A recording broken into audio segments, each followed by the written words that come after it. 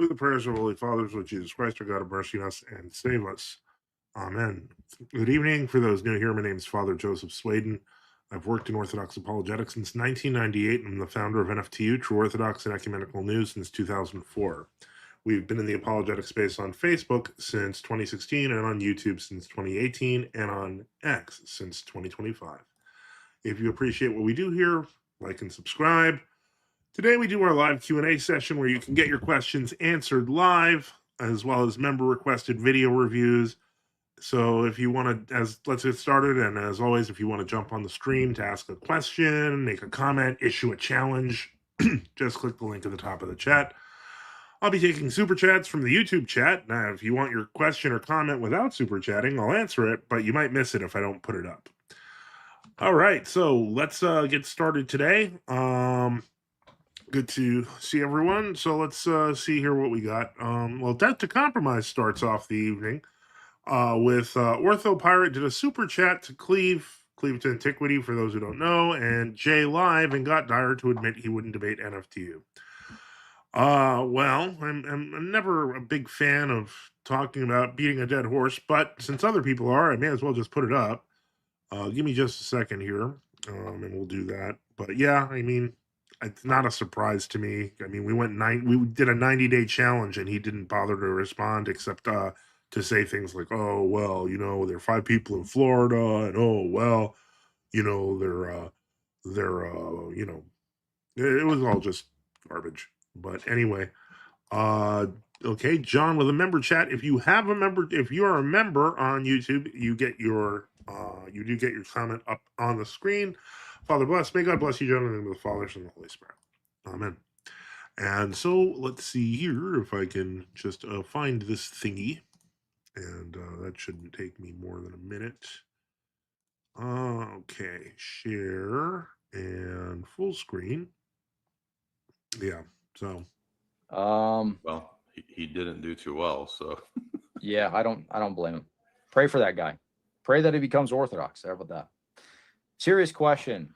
He wants to know if you're willing to debate the True Orthodox guy, NFTU. No, they've been pushing that for years. I'm not interested. Templar, my dad went to high school with Mike Tate from DC Talk, was friends with those guys before and during their blow up.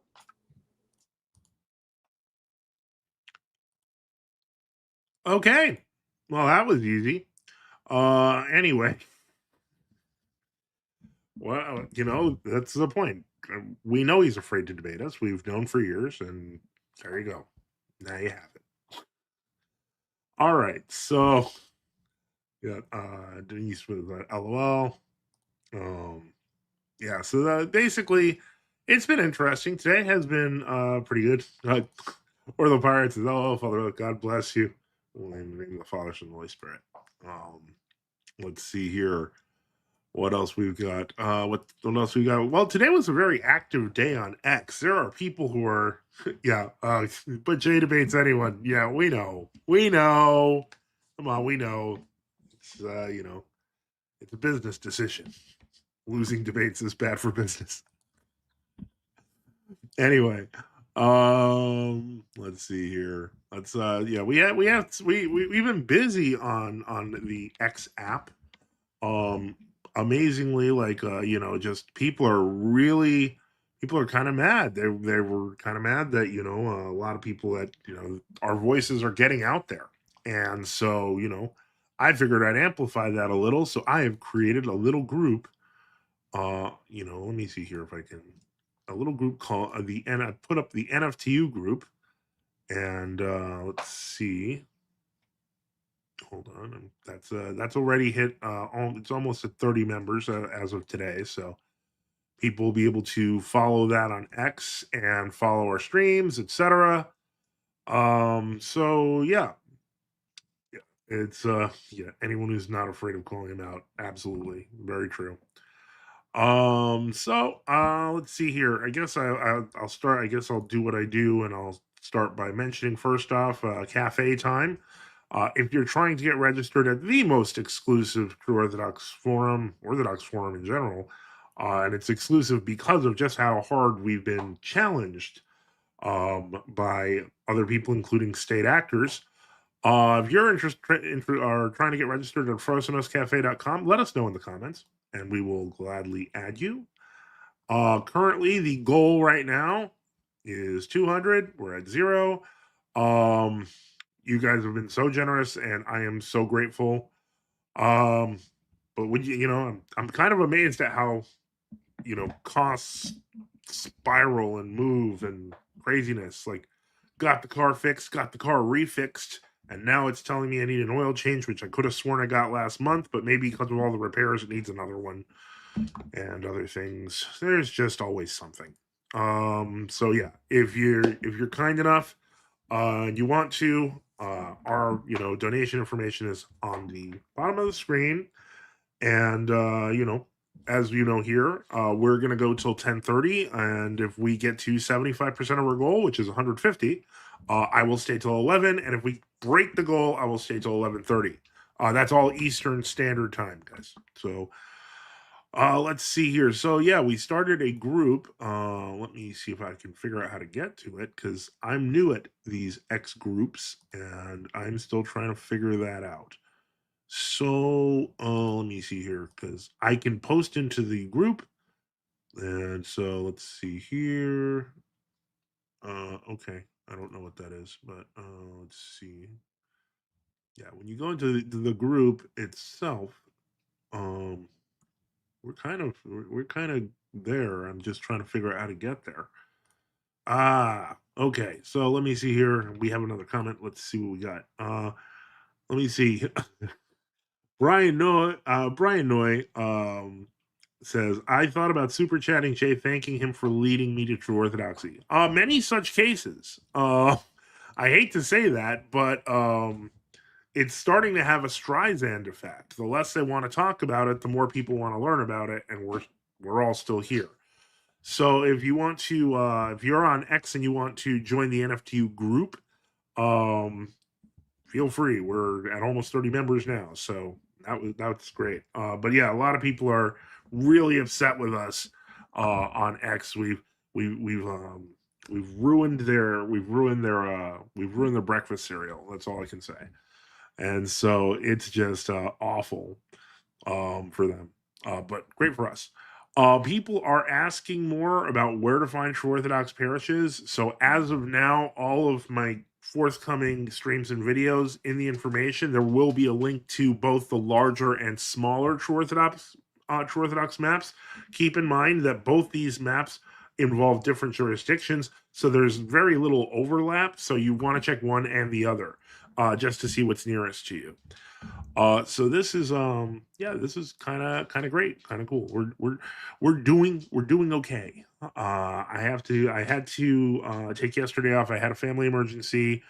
I have a pretty big family, so to explain, I'm kind of at grandpa level, as everyone knows, and now there's different families that are part of the family. So I'm like, sometimes I have to put out fires here and there, and not literal ones, thank God. But yeah. Let's see here. John Taylor says, Jay brought me here. Thanks, Jay. With a member chat. Remember, if you are a YouTube member, you get your chats on the screen live. Or if you do a super chat. I welcome super chats because donations are good. Or the pirate says, it's as if blocking and censoring people telling the truth like a bunch of commies has the opposite effect. That's absolutely right. It's absolutely right. So this is kind of expected that we'd see this. But again, it is our live Q&A show. So once again, I want to remind, if anyone wants to jump on the stream to ask a question, make a comment, issue a challenge, just click the link in the top of the chat. There's also links in Gab and in X that are beneath the post itself and in the live chat and on Gab beneath the post. So anyway, let's see what else is going on. I haven't seen. Let me see. I know I'm gonna check because I have not had a chance to see this. What is something that was sent to me? Okay, what is this? Okay, all right. Orthodox Traditionalist is apparently on both Instagram and YouTube. So something to keep in mind. Let me see here.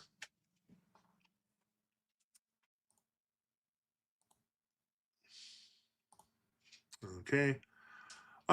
Someone went mad about the conversation with Jay Dyer. Yeah, it was. One should know what it is.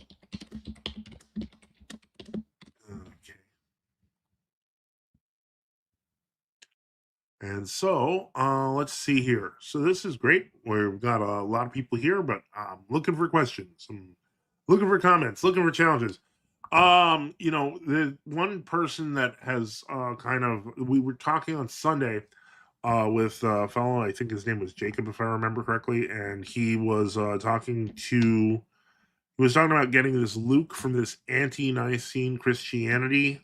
They spell it ante-Nicene Christianity to imply it's pre-Nicene, but I say anti-Nicene because they're just another sect like the Jehovah's Witnesses. But they're welcome to come on. I mean, unless they want to set up something more formal, that would be fine. Now that I've kind of figured out a little more of where they are, I realize, it's it should be interesting, and so hopefully we will see or hear from them tonight. And there's quite a few people watching. So I think that we will, hopefully we'll hear from one of them. Maybe this mysterious Luke fellow can show up. But other than that, a reminder, because I love to remind. Give me a moment. No, cancel. I did that wrong. Okay, go to image files. A reminder, we do have a real debate coming. And that is going to be on the Gospel Truth channel. On X, I believe they're TGT Engage, at TGT Engage. And we're going to be doing this November 7th. So that is actually pretty close to now. That's in about November 7th news style, I should add. So that is what's it called? About 18 days away. So we're 18 days away from a huge debate on the papacy on the Gospel Truth channel. So, glory to God. We will do that. We'll do that. It's going to be great. So looking forward to it. Let's see here, and let's remove that. Okay. I'll leave it there because I might announce that again as we go through this broadcast. Brian Noy asks, does Western Rite prepare the lamb and particles on the discos like the Eastern Rite? Yes and no. Being at least marginally familiar with both, there's very little heavy organization of the particles on the paten, as they would call it. That's the equivalent of the discos. And so, no, now that's not universally true though, because for example, in the Celtic Rite, there is a very complex setting of the particles, but it's not the same as the one in the Eastern Rite. And when you do it in general in the Roman usage, which is the most common Western Rite usage, it's generally there's a few fractions that take place, but outside of that, it's not arranged formally as much. There is somewhat of a preparation that is comparable to a proscomedia, but it's not identical.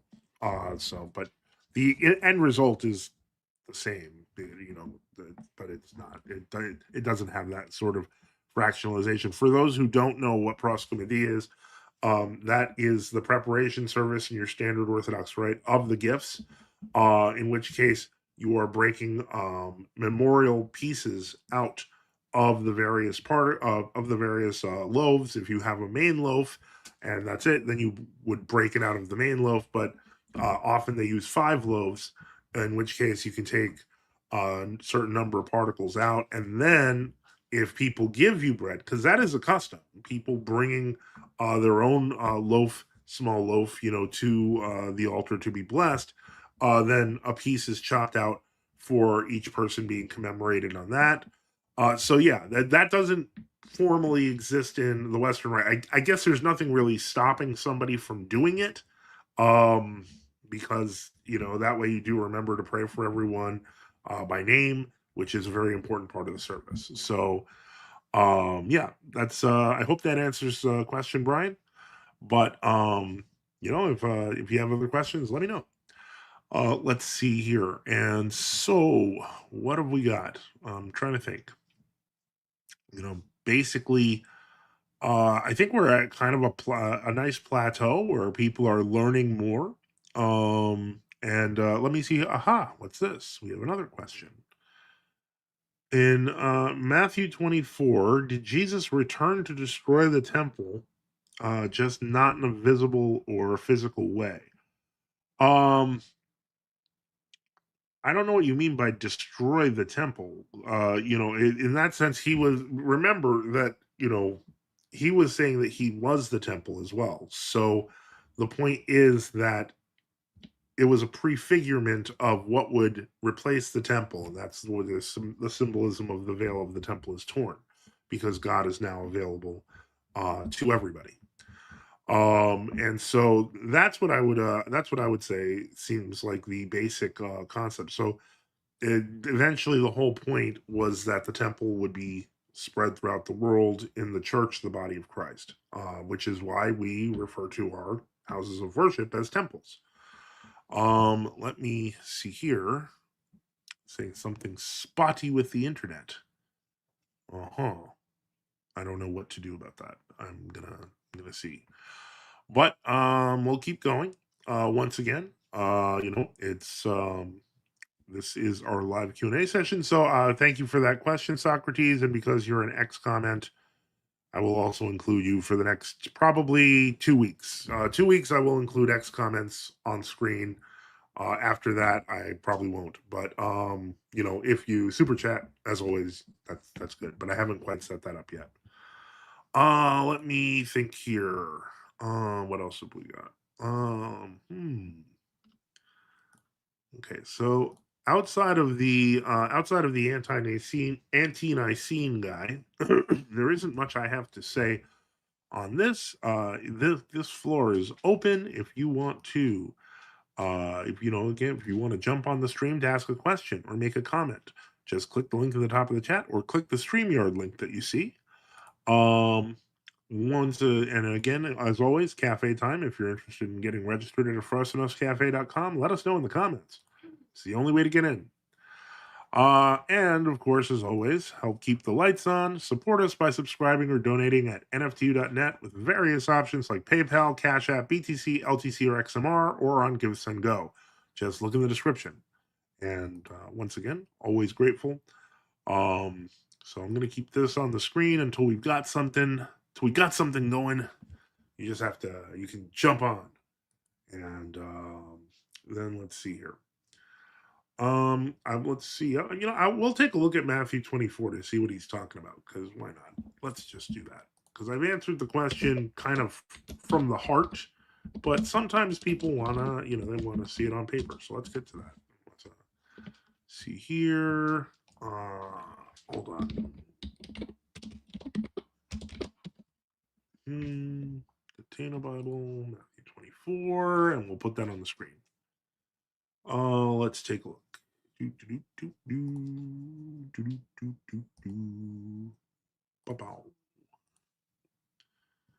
It's so bright. Is there any chance no dark theme? Okay, that's fine. I do prefer Georgia though, and let's make that extra large. Okay. All right, so let's see here. Jesus went out, departed from the temple, and his disciples came to him to show him buildings of the temple. And Jesus said unto them, see you not all these things? Verily I say unto you, there will not be left a stone upon another that shall not be thrown down. I don't know what that was. Some kind of thing. Okay, but I don't know what it was. Let's see. And Jesus answered and saith unto them, yeah, this is pretty much what I thought. Okay. Yeah. All right. Yeah. So basically, it's not that he came to destroy the temple so much as he came to, once again, the temple would be destroyed on its own accord because it would be replaced by the church. So hopefully that helps, Socrates. And I will remove the Bible from this screen. Let's see here. What else have we got going on? Yeah, other than that, thankfully, it's it's been a pretty weird news week. Here in the NFTU group, I'm looking here that we have our brand new group. There's all sorts of things here. Guess I could share I'll share the NFTU group. Why not? And so we'll put that on the screen. Share screen and share. Okay, so this is our wonderful NFT group. Somebody was asking about the 3 American monasteries, Georgian American monasteries that have gone into schism. That was being reported by the Union of Orthodox Journalists in America, and basically they went under Ramsey Masalam, who, as I've said many times, is a peculiar fraud. And it's unfortunate, but I think they were looking for minimum accountability, because I guess there's some elder involved, and the question is about whether or not he or his monasteries are committing canonical crimes, etc. There are allegations of things, but they decided they were just going to leave and go under Ramsey Masalam, who is now positioning himself to be the new Pangratius Rionis. For those who don't know, Pangratius Rionis was a man who set up some attempt at a pretend like old calendarist structure, which was used, as a front to abuse people. And he set it up as the Holy Orthodox Church of Vassioupolis, which actually translates to Royal City because it was in Queens. But in any case, when Father Saint Seraphim died, Father Herman, who was kind of seeking to be, what's the word I'm looking at? He was trying to flee the synod because there were accusations against him, went under this Pangratios fellow and took in a whole group of people known as the Holy Order of Mans. That's a story of itself. Google it. And then basically, he just was like collecting questionable people, and some of those people were actually very good people, and many of them actually joined into my synod and other synods.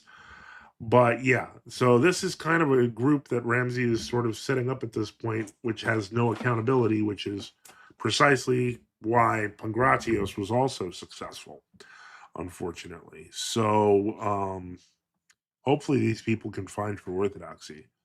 I'm just surprised because it's really kind of everywhere. And it's like there must be a reason they don't want to come to the true orthodox. Like, it's weird. And that itself kind of is a sus kind of situation. So that's kind of where they're leaving when they're being scrutinized. They ignore us because we'll scrutinize them, so they go and join some independent. And unfortunately, we've seen this movie before. That's the sad part. We have seen this movie before.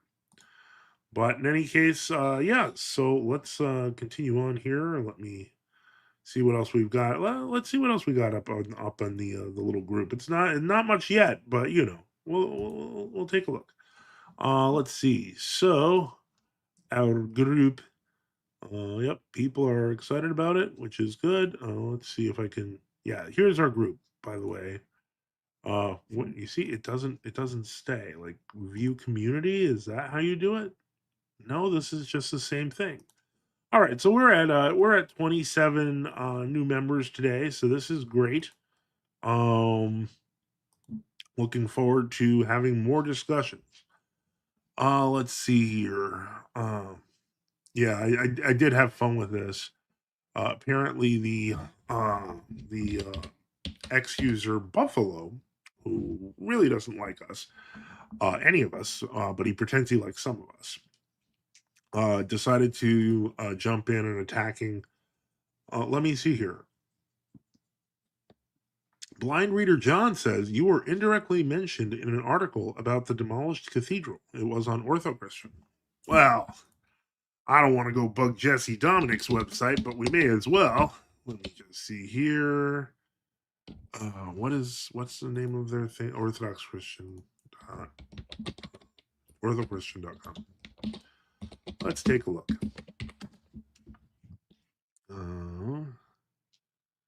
Yep. Still, I'm not seeing anything here.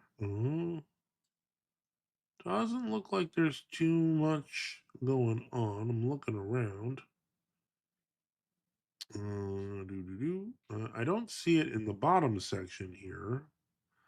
So I guess if there's a search term, we will type in Wilkes, and that should do it.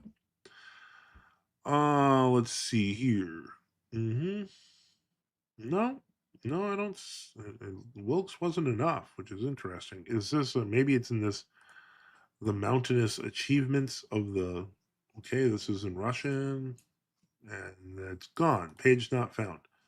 So apparently, I guess they deleted the mountainous achievements of the Carpatho Russians. If anyone wants to try to send a link on X or on YouTube, yeah, and that the compromise kind of gave the eyes to it. Well, I don't see it now, so I guess they probably realized that was a mistake. They probably don't want to mention it too much. Let me try to hit news and see if that works.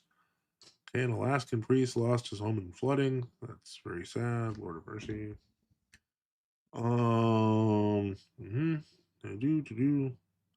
I guess things are really bad in Alaska. Okay. That's not good. Archons of Constantinople helped give Mike Pompeo a Human Rights Award. That doesn't surprise me. Oh, OCA Diocese addresses demolition of Holy Resurrection Cathedral in Wilkes-Barre. Wonder if this is the article. Okay, I don't see anything mentioning me per se. This is oh wait. Oh, they admitted it. They admitted it. Okay, let's share the tab and we're going to read this. This is great. All right, so it says OCA Diocese addresses demolition of Holy Resurrection Cathedral in Wilkes-Barre. His Eminence, the Monarch of Philadelphia and the Diocese of Eastern Pennsylvania of the Orthodox Church in America, has issued a statement addressing the recent demolition of the Holy Resurrection Cathedral in Wilkes-Barre, Pennsylvania, responding to one-sided and distorted media coverage that has invited speculation and agitation in the diocese. The cathedral building, which has housed the community since 1972, was demolished this week following the discovery of serious structural issues in 2024. The problems first became apparent when chunks of plaster began falling from the dome, prompting parish leadership to request permission to worship at Holy Trinity Church in March of 2024. Repairs would have required hundreds of thousands of dollars that the small parish could not afford, particularly as their priest had retired due to health issues. Following the closure, the diocese oversaw the distribution of sacred items to various OCA institutions. Only icons that were irreparably damaged or deemed unsalvageable by professionals were left with the building. Stained glass windows and all salvageable materials were professionally removed in a process that took more than a year. Yeah. Archbishop Mark also addressed recent media reports, noting that speculation about the demolition has come from, quote, persons who were not directly involved or affected by this sad event. He pointed that the former community members themselves had nothing to say contrary to the decisions that have been made, as painful as it undoubtedly is for them to witness. Though the Archbishop's statement doesn't address specific media claims, several points could be made. While it was true that St. Alexis Toth founded the Holy Resurrection Parish community, the church that was demolished was built in 1972, long after his 1909 repose. Thus, the building itself wasn't connected to St. Alexis. Also, the man who had hoped to purchase the building is, in fact, a member of a schismatic Orthodox group, which the canonical church, of course, cannot support, or allow to use a consecrated space. Oh, that's funny. So Muslims can be buy an OCA church, and Hindus can buy an OCA church. I guess because those weren't consecrated spaces. I mean, like, what's the logic here?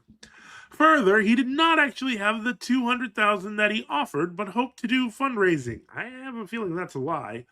Meanwhile, the dome of the church was literally falling apart, even though we took pictures and we know it wasn't falling apart. The Archbishop concluded by emphasizing that the church is made first of living stones, and that the legacy of any parish community is in the living faith of its members, tradition down the generation. Well, thankfully, it didn't mention me. It mentioned Dimitri Petitas there, and I'm pretty sure he had the money, so that's pretty awful. This is sad. Okay. Let's see here. So, I don't know if it was me. It might have been Dimitri was mentioned. Let me see here, and we'll continue. Hold on. Give me a second, and I will take this off the screen, and I will go to visual chat mode. And the question was, do you have a book recommendation? That's a comment from X. Do you have a book recommendation from the large list of Father Seraphim Rose's work? I would say read The Soul After Death, Genesis, Creation, and Early Man, and Orthodoxy and the Religion of the Future. And make sure it's an original edition because they changed things in later editions of Orthodoxy and the Religion of the Future. And Vita Patrum, actually. That's also a really good one, but that one's hard to find. So, the other ones shouldn't be too hard. Let me take a look here. So again, if you want to jump on stream or ask a question or make a comment, just click the link in the top of the chat. And I will add again, don't forget here in this half hour, help to keep the lights on, support us by subscribing or donating at NFTU.net with various options like PayPal, Cash App, BTC, LTC, or XMR, or on Give, Send, Go. Help keep the lights on, and just look in the description at the top of the chat. And our goal, of course, as always, we usually do a goal per show of 200. We are currently at 0, so if anyone would like to donate, that'd be very helpful. And so that's where we are in this half hour. And once again, a reminder, if it's cafe time, if you are trying to get registered at afrosinouscafe.com, let us know in the comments. Let's see what's new on the cafe, actually, because occasionally I cannot see that. I get busy, but we are all over the place. So let's go here. All right, and you will see why the cafe is so exclusive for me as a moderator. Let me share that screen. So I'll stop this screen, share this screen, and this is how I have the cafe set up. For the record, most people default to light mode, which is right. I guess that's right here. That's not what light mode looks. That's what light. Yeah. So that's basically, what the cafe looks like. As you'll notice, I have a whole bunch of notifications, and I don't know which one. Half of them are new posts, or they are, other things.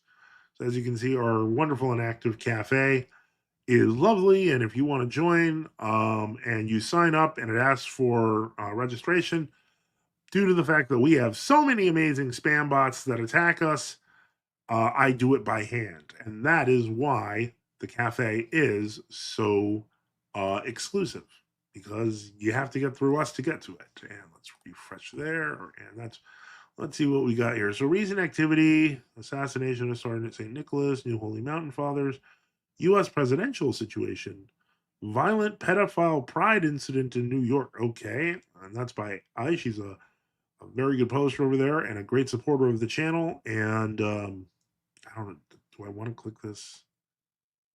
A self-identified pedophile brandishing a pedophile pride flag and a firearm. Okay. Stormed on stage at a Wikipedia conference yesterday. This was on the 17th of October, so it would have been last week. Threatening to shoot himself over the Wikipedia policy of banning pedophiles from editing articles. He was restrained and arrested. The more are, okay, I'll just say it. Pedophile politicians tolerate this stuff, the more brazen they become. There can be no compromise. It should be a core law of every civilized nation. That's a really good one. Ew, what is their flag, by the way? Okay, that's Barbara. Constant poster. If you don't know what the I don't want to post the flag here. Yeah, you could probably you just Google it. Google that one, Barbara. Um, anyway, let's take a look and see if there's any new recent topic. Our Lady converting Jewish French actor to Catholicism. State persecution of Armenian Apostolic Church rose up.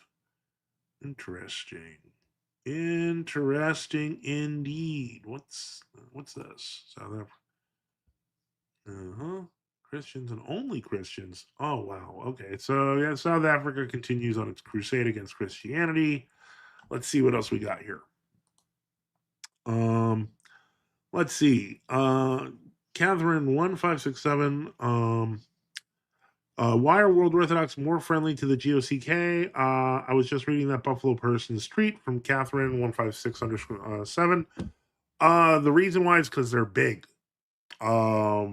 World Orthodox kind of worship power and size, and so the point is they think, and they don't get it. I don't understand why they really don't get this, but they think that because the GOC Kalinikos is bigger, that the GOC is going to deal with them because they're also big. The problem with this logic has been that the Moscow Patriarch had already tried, and at this point, the GOC Kalinikos is too big to ignore in Greece.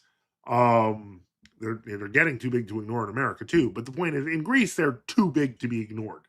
And so, but it was like right around the beginning of the war, I want to say like around 2022, they sent a delegation of 2 bishops from the Moscow Patriarchate. And they went over to Greece and they went to see Archbishop Kalinikos of Athens. And this is pretty well known now. It's kind of standard, well known. They were going to try to negotiate because they wanted to have a counterweight against Constantinople. And they walked in, and if I remember correctly, it was actually Archbishop Kalinikos himself who said, my holy brother, it's good to see you. Have you abandoned ecumenism? And they kind of just sheepishly turned around and left. And then they went, there was like some small like splinter church that had like 2 churches, and they were like, okay, you're our new Metokio now for the Russian Moscow Patriarchate in Greece. So yeah, that's the story. That's why they because World Orthodox generally worship power over truth at the top levels. I'm not going to attack the people on the bottom. They're good people. The people on the bottom are good people. It's the leaders. Like yeah. Let's see. Dan Steeple says, what do you tell young single true Orthodox men about finding a wife? Well, I tell them, I in general, I tell them that the wife should be Orthodox. Basically, it depends on the size of their parish, etc. If they don't have like a parish, etc., if they travel or it's a smaller parish, I tell them to look around, to, visit other true Orthodox churches, find, see if you meet anyone there. Use the internet, you can always just, put in a Byzantine cross and single in the search bar and click it and see what happens. I mean, the point is you have to do something, and you have to pray. Thank you, Orthopirate. That's also true. You got to pray. That's a member chat. That's why it's on the screen. Don't forget that. From the True Orthodox, do people baptized into World Orthodoxy need rebaptism? In general, no. In general, baptisms done by the World Orthodox, at least with adults, are often valid. But if they're adults, we can just ask them, were you immersed 3 times? And if water was poured, that's not acceptable. That has to be done over. If a baby was poured, not acceptable. Has to be done over. They have to be immersed. That's what baptism means. So thank you for that question, Ace3. Really appreciate it. But if they are baptized properly, they're usually chrismated or even confessed in some cases. Very few cases, mostly chrismation now. But chrismation is repeatable anyway, so it's not like a risk of sacrilege. Let me see here. Socrates on X asks, as the Orthodox community is being fractured under ecumenist dingbat patriarchs, what will happen to new saints and factions that are not in communion with us? I leave those up to God because those usually get resolved on their own. If they're really truly a saint of God, for example, they'll end up in the calendar eventually because, you know, confusing times usually have good explanatory factors, background factors for them. That said, some of those new glorifications aren't based on reality but political points or to express their real new teaching. A good example of this is Gabriella Papagiani, who was added by the EP, I believe, last year to the EP's calendar, and she's like a semi-Hindu, full-blown ecumenist. Was good buddies with Mother Teresa. You know, another saint for TV. So yeah, I would say that you know, some of those are going to vanish in the end. Ace3 says appreciate the answer. Thank you. No problem. Okay, so here we are. Let's take a look here what we got and see if there's anything here. Other answers. Again, just to remind everyone, this is our live Q&A session. So if you want to jump on stream to ask a question or make a comment, just click the link in the top of the chat. We are ready for anyone. And we were kind of hoping for certain people who have not shown up, but that's okay. And we'll just continue on and we shall continue searching out stuff and finding them. Let me see here. Okay. What the heck is this? What? Somebody just this is, yeah, you see, this is the sort of thing I have to deal with. I have to deal with these cartoon characters who spend bunches of time attacking us and then just write random stuff like this. Like, okay, yeah, I'm not like that kind of streamer. So no. Let's get back here. So I'm gonna put back the cafe because that's cooler. Let me see if there was anything important that happened here. You know, I don't see anything else happening. People noting the live. And again, if people want to jump on stream to ask a question or make a comment, just click the link in the top of the chat. Let's see here if there's anything else going on there. No. Okay, so all right, at this point, I will start just rolling the goal down there because we are still at 0.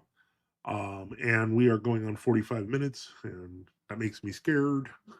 Um, let's see here. Let me see. Due to travel for work, I end up going to a Russian, Antiochian, and Greek. Which I would ask guidance from my spiritual father, but this does make me part of the problem of ecumenism and the weakening of true orthodoxy. Well, I mean, if you're in an ecumenist church, it doesn't make us weaker, but we'd love to help you get stronger, Socrates. So I hope you consider that. Look in both of the maps in our description and see if there's something near you. You know, I mean, that's kind of the best way to approach it. You know, we have maps in the description in our YouTube page. If you're not on our YouTube page, I will figure out how to put those the maps on the group, on the NFTU group. So we'll do that. Oh, what is happening? Okay, give me just a moment as I vanish. Okay, hold on.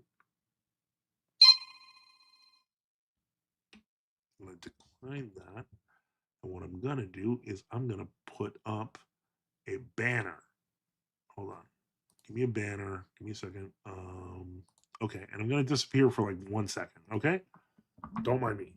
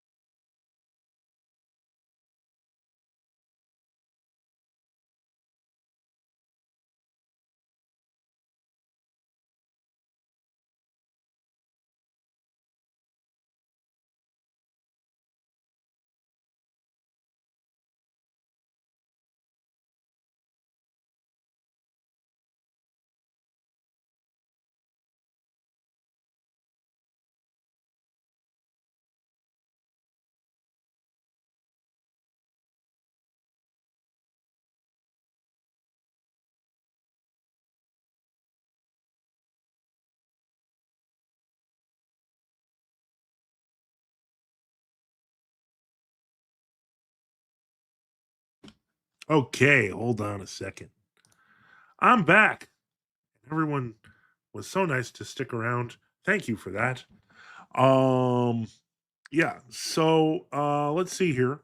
Once again, it is our live Q&A session. So if you want to jump on the stream to ask a question or make a comment, just click the StreamYard link, either at the top of the chat or if you find it on either X or Gab. It should be in the chat as well.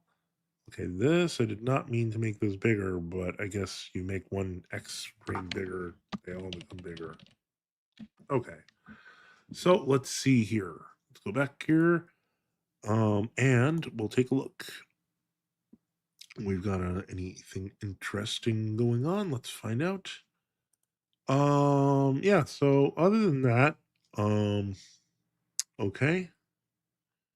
Yep, that's some of these are not like the smartest responses, but okay, so we're gonna take that off. We're gonna switch back to this. Okay, and we have a new question. Removing my vestments after Vespers, Matins, and first hour for the venerable elders of Optina. Greetings to all. Okay, glory to God. Welcome, Father Methodius. Father Methodius has a great channel on YouTube, by the way.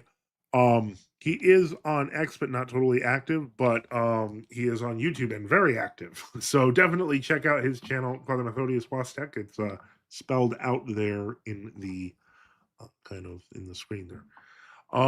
Okay, so let's see here. So right now we are pretty much good on questions and answers and so on and so forth. Let's see here. What else can you do? What else have we got? Let's see. Not too many big questions today.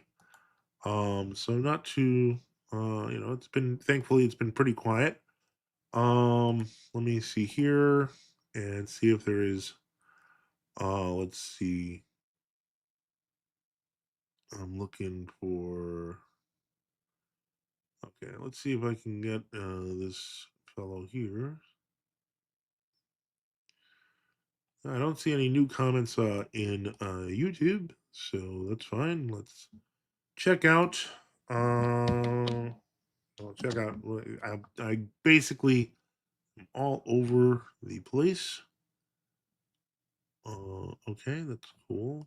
Many years to Hieromonk Pachomius, who was made a priest this weekend. Let's see here.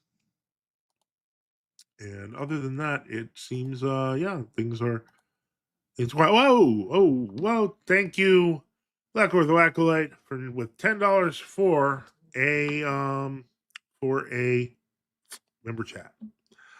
For a super chat. Excuse me. My brain is fried. Hold on 1 second. So we gotta change the banner as always. Let's change that. So we are now down to $190. And $10 in with a super chat from BOA. So let's see here. That's great. Thank you so much for helping keep the lights on. Let's see what it says. Challenge. Provide a detailed, clip-worthy response to the claim Orthodox took hundreds of years to separate communion with Rome. Thus, the TO response was hasty and systematic. Okay. Challenge accepted. The truth of the matter is that Rome and Orthodoxy were in formal communion until 1014, when the Pope was dropped from the diptychs. However, communion remained. Communion remained and was recognized even into the period of what we would call it. It's technically 1014 is at the end of the Pronocracy. That is when the beginning of the ruling houses of Rome began selecting popes. And that lasted until Hildebrand of Savannah, who was trying to remove the practice altogether. So that would have been around 1075. Meanwhile, Hildebrand restructured the entire church using the Dictatus Papae. I've talked about that in my video, Who Invented the Roman Catholic Church? And by 1100, it was already well known that Rome proper was out of communion with the church. Pope Urban II offered military help to the Byzantine Empire when the church had already understood that it was not in communion with Rome, and even went in so far as to have to do a reunion council in 1274 because there was obviously no union between them. We know that Pope Clement III did, in fact, try to reach leaders in the Orthodox Church to see about settling and fixing the communion that had been broken in 1054. So that's only 40 years after the diptychs had been dropped. All of this happens. Every example you can give after 1100 onwards, any sort of intercommunion that happens, etc., is always accidental and usually punished by a hierarch. So there is my clip-worthy challenge. If you'd like to clip it, otherwise, yeah, that's my clip-worthy challenge response. There has never been any sort of gap between Roman Orthodoxy that was hundreds of years. It was literally 100 years. And it was broken up and messed up the whole time. So yeah, otherwise 1274 wouldn't have been a reunion council. You can't have a reunion council if everyone's united. And that's only 174 years later. So the answer to the question is nope, 100 years, pretty clear. You can find the roots of the separation as well as the actual separation. God bless you. Hope that helps. And thank you for your support of the channel. And now, so we can put our banner here, it is now at 190. The goal is $190. We're at $10. And so hopefully if people want to help, if we can get up to 3/4 of that, the 150, we will stay until 11. And then if we get the whole thing, then we'll play a cool sound and we'll go till 11:30. But I guess if we don't, then I'll be playing a not as cool sound. No problem. BOA, thank you so much. And so much appreciated. Thank you. So let's see what else we've got going on here. I'm trying to think. Let's see any other interesting questions, etc. Checking to see. Okay.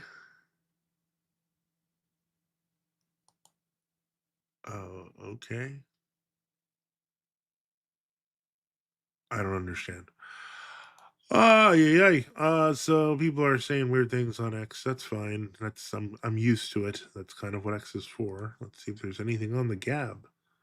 Probably not. Gab is usually, well, let me see. What do we got? Okay, well, somebody liked the video post, so hopefully they're here. And I can see some of where some people are coming from. So let me just see here.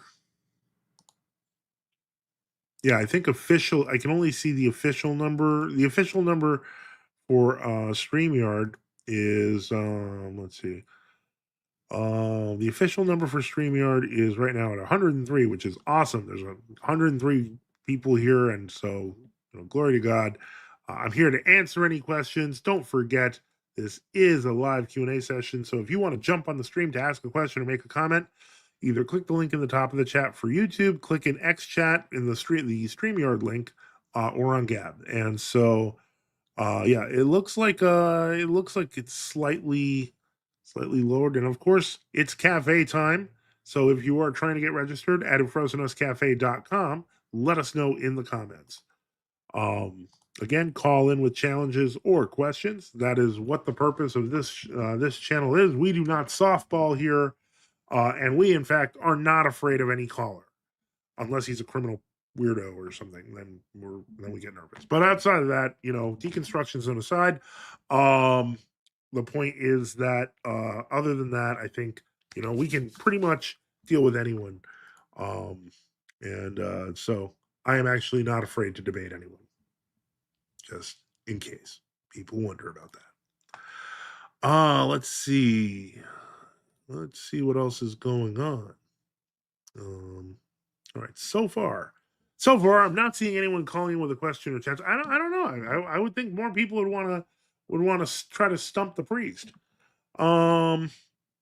What is your thoughts on the future of the EO Church in South America? Limitless possibility. That's what I'm gonna say. Um, Limitless possibility in terms of size, in terms of potential. That region has been locked in by the Catholic Church with the Concordate system for basically like a couple hundred years. So there's been a lot of pushback from the Roman Catholics, but there's also been a lot of growth in Latin America and in South America all over. So yeah, I think there's a huge potential that is still not even close to tapped. We're not even close to it. We're seeing, there's I would say dozens of, I want to say a couple of dozen at least True Orthodox churches I know of in South America, and it's not stopping. Oh, it's not stopping. So I think it's going to be very interesting to say the least. Um, Let me see here. Sunrise says, "Do you think Cleve to Antiquity would do more discussions with you?" I don't. I think we've talked privately. He's got his own thing going. I don't think he's going to take that risk. If we're being honest, I think it'll be difficult. I did ask because I think one of our discussions may have been he may have like closed it down or something or made it private, and I was wondering if I could get a copy of it. So I feel bad for him, but at the same time, do the right things. That's all I can say. Socrates says the Mormons and Protestants are making enormous strides there. Sadly, yeah. Well, they're very well funded. That's one thing to keep in mind. The U.S. paid Protestant missionaries bank in the 1960s and 70s to go into the Latin American areas and um, try to evangelize them. So that didn't happen by accident. It's not like the Mormons and Protestants were just that good. They were being state funded. So that's something to remember. Just like they did in Alaska in the 1800s when they first got it. Let me see here.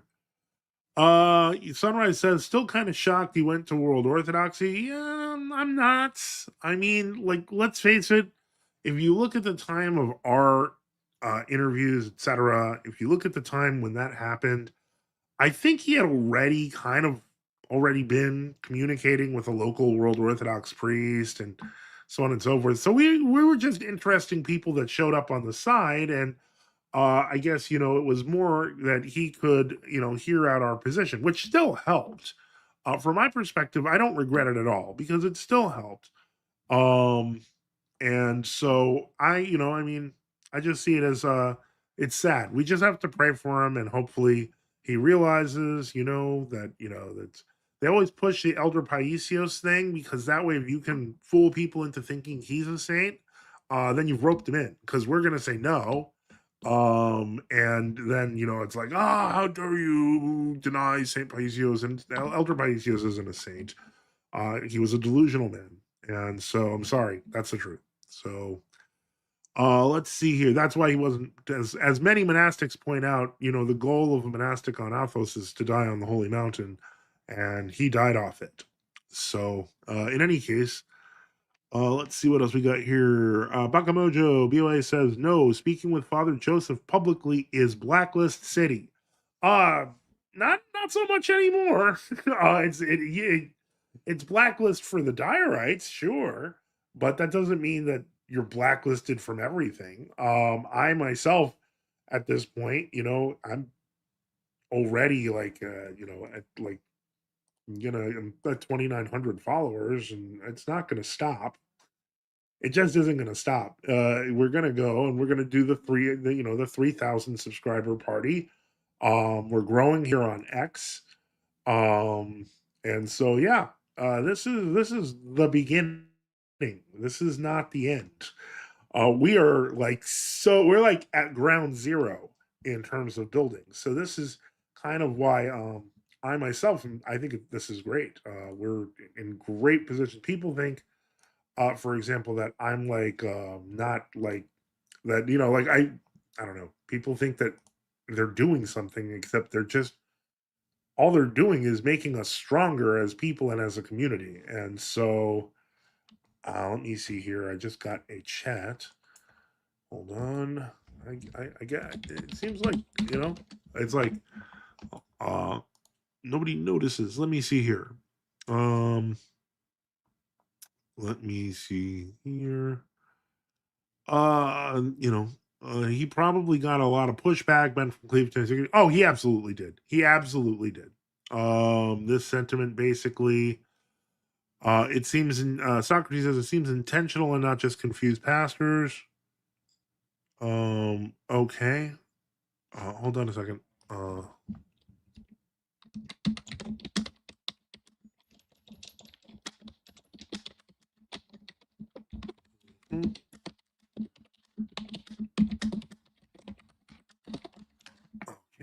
Let me see here.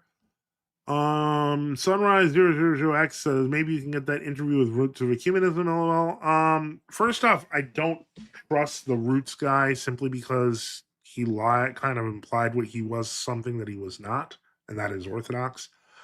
He did reach out to me, but I kind of knew he'd probably learn a little about me and then realize that wouldn't go well. Frankly, that to me is true grifting. And I think once he realized who I am, I would probably call him out for it. And I think he realized that, and that was it.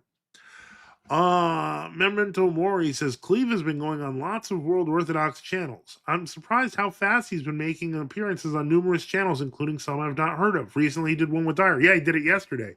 That's where Orthopirate got that great quote where he basically said he basically refused to debate me. So that was pretty funny. Just in case, because we did only play that an hour ago, and I don't want to make it hard for people to find it. I'll just play it again. And so yeah, let's take a look here. I mean, yeah, it was worth a shot. Hold on, it's funny to watch.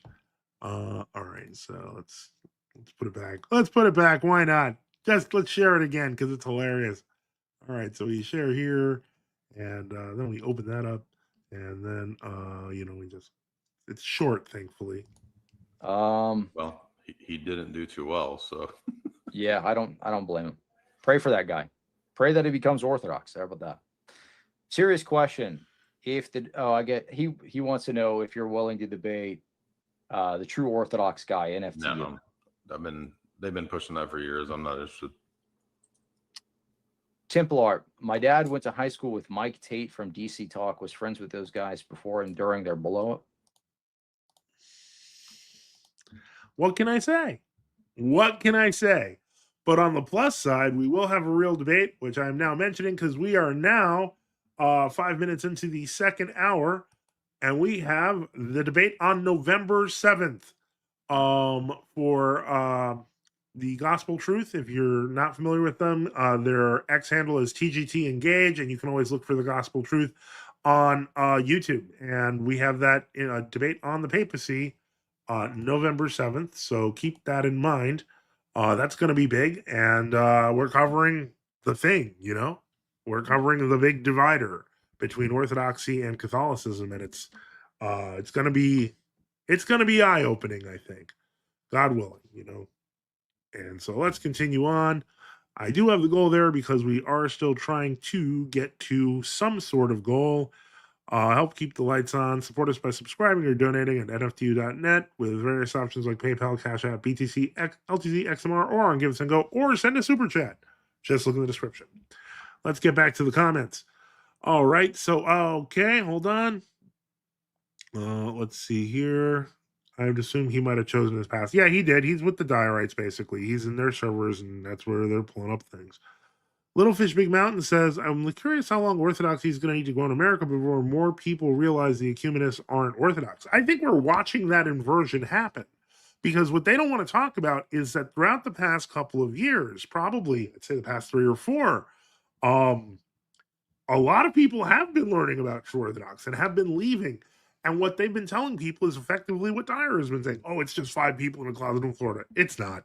And that's why I began to put the maps of the 2 major maps of True Orthodox. And by the way, that's not all the True Orthodox. That's about 80 to 90% of the True Orthodox altogether for both maps. There's still quite a few True Orthodox that are not covered here. And so hopefully those are added, like the Matthewites, etc. And so yeah, that's crazy stuff, but you can now see, thanks to the hard work of people who are devoted to True Orthodox in their own jurisdictions and respectful of other jurisdictions, are now putting together maps so people can easily find it. And I'm gonna promote it. So check the information, the description on the YouTube channel, and we'll figure out how to put it on X tomorrow so you can find the True Orthodox Church that's closest to you throughout the world. All right, let's take a look. Let's see here. So I hope that answers that question, Little Fish Big Mountain. What can we read to decide for ourselves if St. Paisius is a true saint or, as you claim, a fake one? I would recommend going to the RTOC website in Europe. There are quite a few stories about different encounters with Elder Paisios, which will disappoint you. I would suggest reading his own writings on how he reacts to zealots, how he reacts to True Orthodox, how he reacts to Esphig Menu, how he reacts to all the holy people we know. And when you see how dismissive and nasty he is towards them, at least you'll understand why we would say that. I hope that helps. Blind Reader John says, being rejected by World Orthodox YouTubers is a badge of honor. Absolutely. Being rejected by the Ortho Bros means you have transcended the broism. Sunrise says, to be fair, Cleve seemed to be popular on Twitter when he was a Protestant, so having a recent convert who is well known probably looks good for world orthodoxy. Absolutely. And him asking questions at the wrong time could look bad for world orthodoxy. That's why I say just pray for him, because a couple of years down the line he may figure out that the whole thing is just pretend. Matthew Metanoia says, Cleve went off the deep end. I can see how one could feel that way. Memento Mori says, oh, that makes sense. I didn't know since I don't have Twitter. Or the Pirate says, with a member chat, Ben made a decision. He chose worldly gain over truth. Pray for him. Exactly. And if you want your comment on the screen, super chat or member chat, either way, it'll make it. Or for the next week or two, X sometimes. Let's see. Collapsitalism. Oh, the rape apologist. Weird. Oh, okay. You're a deconstruction zone guy. Yeah, your leader's rhetoric is what got Charlie Kirk killed. That's all I'm going to say to you. It takes time to work through the World Orthodox thing. I'd give it time. It took me some time to come to terms with it. Absolutely true, Little Fish Big Mountain. I agree. From the circles Ben is running in, I think it is. For just casual, traditional-minded Christians, Orthodox or otherwise, not so much. True. Leonidas with a member chat says, thoughts on Metropolitan Cyprian celebrating with the Patriarch of Alexandria in the 1980s. Victor Melahov claimed it in one of his articles. I find it tough to buy. If we could get the source, then I definitely would say there's definite grounds for considering him a heretic if that's true, because that would be a lot. In the 1980s, they had already been saying that the Patriarch of Alexandria was already saying things like Muhammad is a true prophet. So yeah. Catholic Trad 01 says, hello. Father Pacomio says, Evlogite, Father Joseph. Evlogite, Okadios. And Metanoia says, him being a former Protestant content creator is all Ortho Bros care about. They need that in dire clips to survive now. That is the cult. You're absolutely right, Matthew. You are not wrong.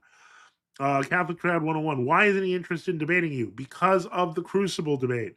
Resident Sleeper used all of Jay Dyer and David Arhan's talking points and got answered. And that's why they really don't want to, because I bring up the Crucible debate because it was such a turning point for me. If you haven't seen it, True Orthodoxy versus World Orthodoxy Crucible debate, just look it up. I know it's on my channel. I think the Crucible is making a lot more things private because they are moving to a more fee-based system where you can go to the website and then you can, go to the Crucible website and see the videos, because they're doing a separate monthly fee now for that. So that's a good business model. I think it's going to be bigger in the future. I'm going to have to figure out how to do something like that one day, I'm sure, eventually. But to answer the question, the reason why is very simple. His talking points were defeated by yours truly, by the grace of the Holy Spirit, with a guy that they used as a fall guy. Okay, collapsitalism because he excuses grape. Listen, you the deconstruction zone fan, I'm gonna ban you because you now said something that's false about me. I do not believe in that, and you're kind of like just siding with like an evil guy whose type of rhetoric of trying to get people swatted got Charlie Kirk killed. So there you go. So you're gone. Okay, SS Wiffen Orber Grouper York Fluid. What the heck? Plotinus fan might be former Plotinus fan and returning to the church soon. Well, glory to God. I hope he does. I hope he returns to true orthodoxy, and we'll be happy to have him. And thank you for helping support the channel, even though the name's kind of weird. But with that $5 donation, it helps keep the lights on, so we appreciate that. So let's put that at 15. I'm just gonna just put P because that was super long, and so now our goal is just 185. Once again, if we can get to 150, as in total goals, not the goal is at this point 185. But if we can get to 150 of the total, that's 75% of the total. I will stay an extra half hour. So I'll be here till 11. And if we break the goal, I will stay here till 11:30. So that's our goal here. So let's take a look here and see what happens. Let's go back to the comments. And so hold on. Okay. Yeah, that's wild because he referred to Father Joseph as that 2O guy, as always familiar with Father Joseph. Yeah, he's really, really good at lying about things. Gabriel Michael 43 says debate on YouTube is equivalent to pro wrestling. What is needed is honest, open, frank conversation, discussion. They don't want to do that either. They don't want to admit we exist. So that's why we have to challenge them on the platforms. That it's not because I just want to have debates with them all day. It's because they don't want to sit down and talk to us. They want to pretend we don't exist. And even some of them have said, frankly, I mean, there was one guy on the X who last week famously said, I want to see like the True Orthodox have their cathedrals taken from them and have them thrown into mental hospitals, which is literally what the Soviets did. So, there's some hate on this. Yep. Okay. Collapsing I video. Yeah, I didn't say it was okay. You're lying. And you are once again misrepresenting me. So I am going to take that off because you're disgusting. Like, honestly, if you're going to say that I'm a rape apologist, I have nothing else to say to you. These were examples that were being brought forth of justification in the scriptures because your leader, unfortunately, is a pathetic loser who has to try to make God look bad. And so that's his technique he try to go with baby killing and he try to go with rape and so on and so forth, because the whole idea is that if we defend God or look for any explanation for these things, then we automatically become bad guys, which is what they want to frame us as. And then they can say you should check his computer, so on and so forth, and justify things like swatting, which has gotten people killed. Just as much damage as they can cause because they effectively lose a debate when you ask further questions than they want. They want you in a state of stupidity, like this collapsitism guy. And so the point is, our goal is to think past that. And that's why they're really mad and they're showing up in the comments. But there aren't enough of you to make a difference, even though you have like 30,000 fans. So it didn't work. Anyway, let's see here. Catholic Trad 101, a little big fish. I've always thought Jay was teaching Orthodoxy. What's the main difference? He's actually teaching a really Roman Catholicized version of Orthodoxy because he was a scholastic fan, and basically he operated like a scholastic. So that's why Jay's version of Orthodoxy is kind of scholastic based and uses largely papal arguments. Let's see here. Let's see. Father Pacomio says Leonidas never happened. Utter tripe. Bakamoto says PF Chang fan. Change fan. Little Wing says because he's a liar and would be exposed as such, Father Joseph was all about the truth. Well, thank you for that. And yes, that's true, actually. I'm pretty sure that's the case. Matthew Metanoia says Ortho Bros are the new atheism. Whoa. It is all about rejection of faith, the gospel, and misunderstanding of the authority of the scriptures. J. Dyer is their Christopher Hitchens. Wow. Okay. Let's see. Memento Mori, Father. Father has a video on this channel where he has an interaction with Dyer. You can watch for yourself why Dyer doesn't have much arguments against Tio. Yeah, that's true. That was a pretty funny 20 minutes, and someone did sacrifice their membership in the Discord.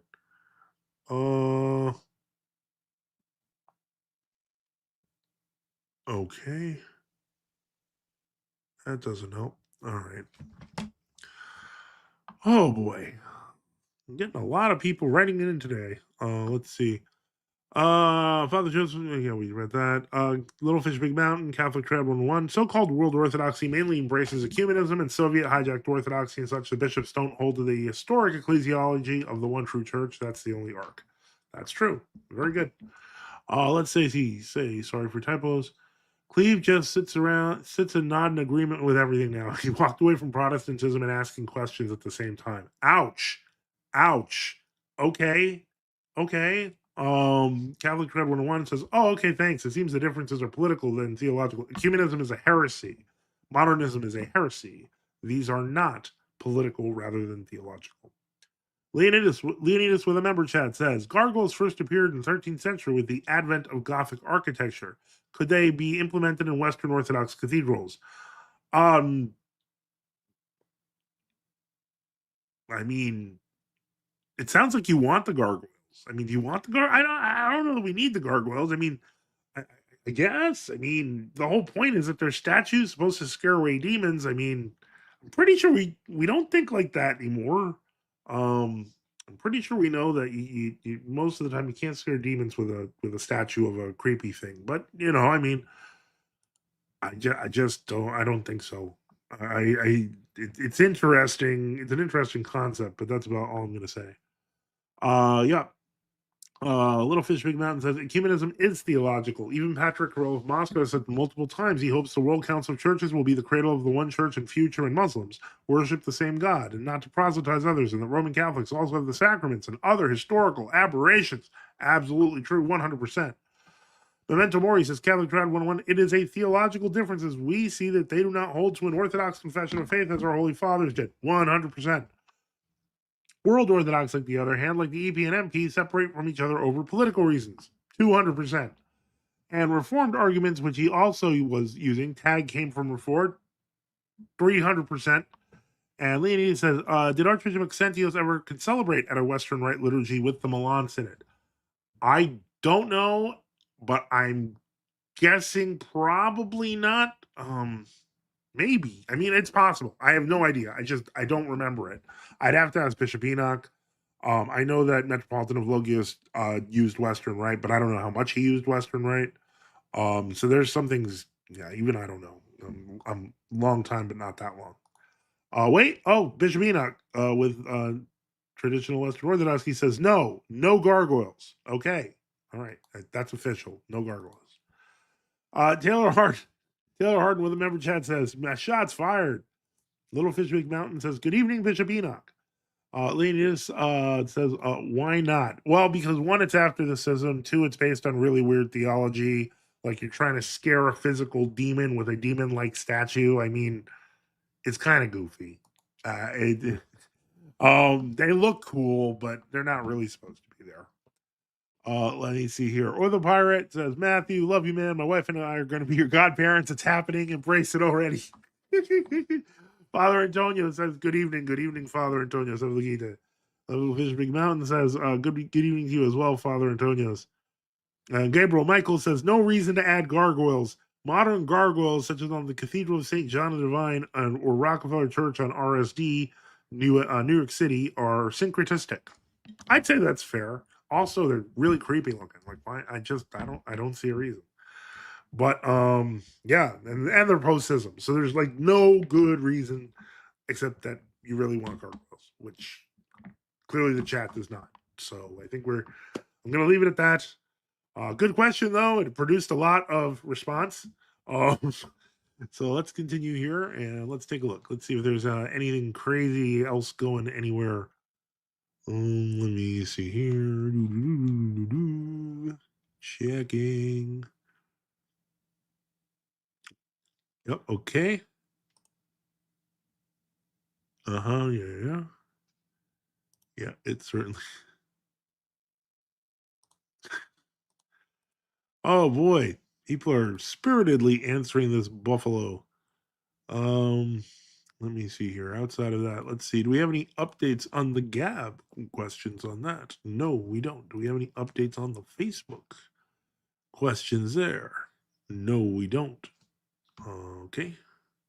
So let me see. All right, so that's where we are right now. Let's take a look. Anything new on the cafe? Probably not too new. Nope, nothing right now. Remember that if you want to join the cafe, if you're trying to get into euphrosynuscafe.com, the most exclusive of all Orthodox forums, because you can only get on if I let you on from this show. Let us know in the comments. Meanwhile, just a reminder, once again, we do have that debate, the papacy, on the Gospel Truth channel. Just a reminder, that's going to be November 7th. I should probably just write it in the graphic. I'll do that next time. I'm going to write it in the graphic, guys. But yeah, remember, November 7th, mark the calendar so we can talk about the biggest issue in Christian history. Let's take that off here. Rockefeller Church on RSD. I'm assuming RSD is a road. I should probably know it because I was from New York, but I don't. Yeah, it's blowing my mind. It's a highway. I know that. I just don't know which one it is. I haven't been there in a very long time, so. Are there any good resources to find out how all the modern True Orthodox jurisdictions form, the various Matthewites, Floronites, how systems have formed or healed or not, who broke off from them and why? The best thing you can do is start with the struggle against ecumenism, the history of resistance, which I highly recommend just to understand the ecclesiology behind it. And then probably the best resource that we have, I'm trying to create a short one, but the best resource you have is the gigantic New Zion and Babylon History by Vladimir Moss, which is, I want to say, like some number of like 10,000 pages. It's like super long. Riverside Drive, Gabriel Michael says, thank you so much. That is RSD, so that answers Father Antonius's question. Let's see here. So what do we got? What do we got going on? We are at let's see here. We're at 23 minutes into the second hour. So time is running out, folks. Help keep the lights on. Support us by subscribing or donating at NFTU.net with various options like PayPal, Cash App, BTC, LTC, XMR, or on Give, Send, Go. And just remember, right now our goal is 185. If we can get to 150, we're only at 15 today. If we can get to 150, we will go on until 11. And if we can get to the original goal of 200, we will stay on till 11:30. But as it stands right now, we're going to hear the sad sound soon because we're down to 15. Well, we're up to 15, which is, thank you for that. But we now are down to around 36 minutes to go before the end of the broadcast. And we'll be back here again tomorrow because this was supposed to be the Tuesday show, but we'll be back on Thursday so we can do this again and answer questions and answer challenges, because that's the purpose of this stream right now. If you don't know, it is, if you want to jump on stream to ask a question or make a comment, you can click the link at the top of the chat and you can call in with questions or challenges as long as you're not a liar or scummy person. Father Antonio says, thank you, Gabriel Michael 43. And with that, I shall wait for questions. And let's see. Interesting. Gabriel Michael says, keep the gargoyles. They represent the demons who converted to Christ and became protectors of the church. Yeah, I don't know that demons can what? That sounds like if that's really the no. Leonida says, I do want the gargoyles. If the Orthodox Church repossessed a Gothic Catholic church, could they keep the gargoyles? I don't know. Maybe they could make a display with the gargoyles around it. I don't know. I don't think it's a great idea. If you're buying it and it has the gargoyles, you don't have to immediately smash off the gargoyles. But yeah, I don't know. Blackboard the Wacklight, who has come in previously, is coming in again to help keep the lights on for $4.99. What would you say to show ecumenism is officially a heresy and must be treated as such versus being not good but not officially a heresy? The same method that True Orthodox have been using for the past 75 years has worked pretty good, which is, hold on, welcome, Reader John. I'm going to finish with the quote, though. Are you there, Reader? Father bless. Oh, may God bless you in the name of the Father, Son, and the Holy Spirit. So give me just a question. Well, I mean, we can have perspectives on this. What would you say to show ecumenism is officially a heresy and must be treated as such versus being not good, but officially not a heresy? The way I'd answer this is the way that we've generally answered it for the past 60 years has worked pretty good, which is you point to the canons that show that you're not supposed to pray with heretics, you're not supposed to pray with Jews, infidels, etc. And then you show them that they do that. That contrast, it usually works pretty well. And it works better now because now we have video too. So it's that's what I would say is if it ain't broke, don't fix it. So that's the methodology we would use. Give me just a moment here while I You know what was the best part of that stream last night? What? There's these pigeons talking about crapping on people. This was on what, the Jay Dyer thing stream? Yeah, the Cleave to Antiquity. I guess it was, I guess, some people that had some funny pigeon names, like Pigeon Crapper or something like that. Okay. I was like, oh, this is the most entertaining part of the stream so far. It's just random people with interesting. That's cool. That's interesting. Then and Ben and Jay were talking about cologne and stuff, and I was like, okay, this is getting weird and kind of queer. That is weird. That is really weird. Let me see here. Leonidas with a member chat says the histories of each synod, Father Stephen Fraser, Subdeacon Nectarius, and Archbishop Macarius books are very good. They are, and I didn't want to list too many books because all three of those are good. The big problem is that when somebody says, what's a good book to start on the topic, and you hand them 5, it scares the daylights out of some people. So, let me see. Bakamojo says, LO brother is dead set on the gargoyles. All the little fish again. Also the claim that it isn't condemned by a synod and that the rocor and anathema doesn't universally count. They're understanding anathemas backwards. And actually there is Moss actually did an essay on the use of anathema and its power. They don't have to be universally accepted to be true, but they will be universally accepted if they're true. And the point is, as all the Orthodox around the world have accepted that ecumenism is anathema, that is enough to settle it. Because if the only people who aren't for it are ecumenists, that's like saying an anathema of the Arians doesn't work unless the Arians agree. Like it makes no sense. Let me see here. Thank you for the additional resources. JG says, do you guys completely agree, think St. Paisios isn't really a saint? I agree with most of your guys' views, but St. Paisios seemed legit. Okay, what's this? No, well, here's welcome, what Plotinus Foe. Hold on. Hello. Go ahead. Go ahead, Reader John. Father bless. May God bless you in the name of the Father, Son, and the Holy Spirit. How's it going? It's going. It's going. I do want to answer JG's question here, and Reader John had some insight he wanted to add, and then your question is next. I was just going to quickly say, if you actually go to Greece and talk to people, it's a mixed bag at best about Elder Paisios.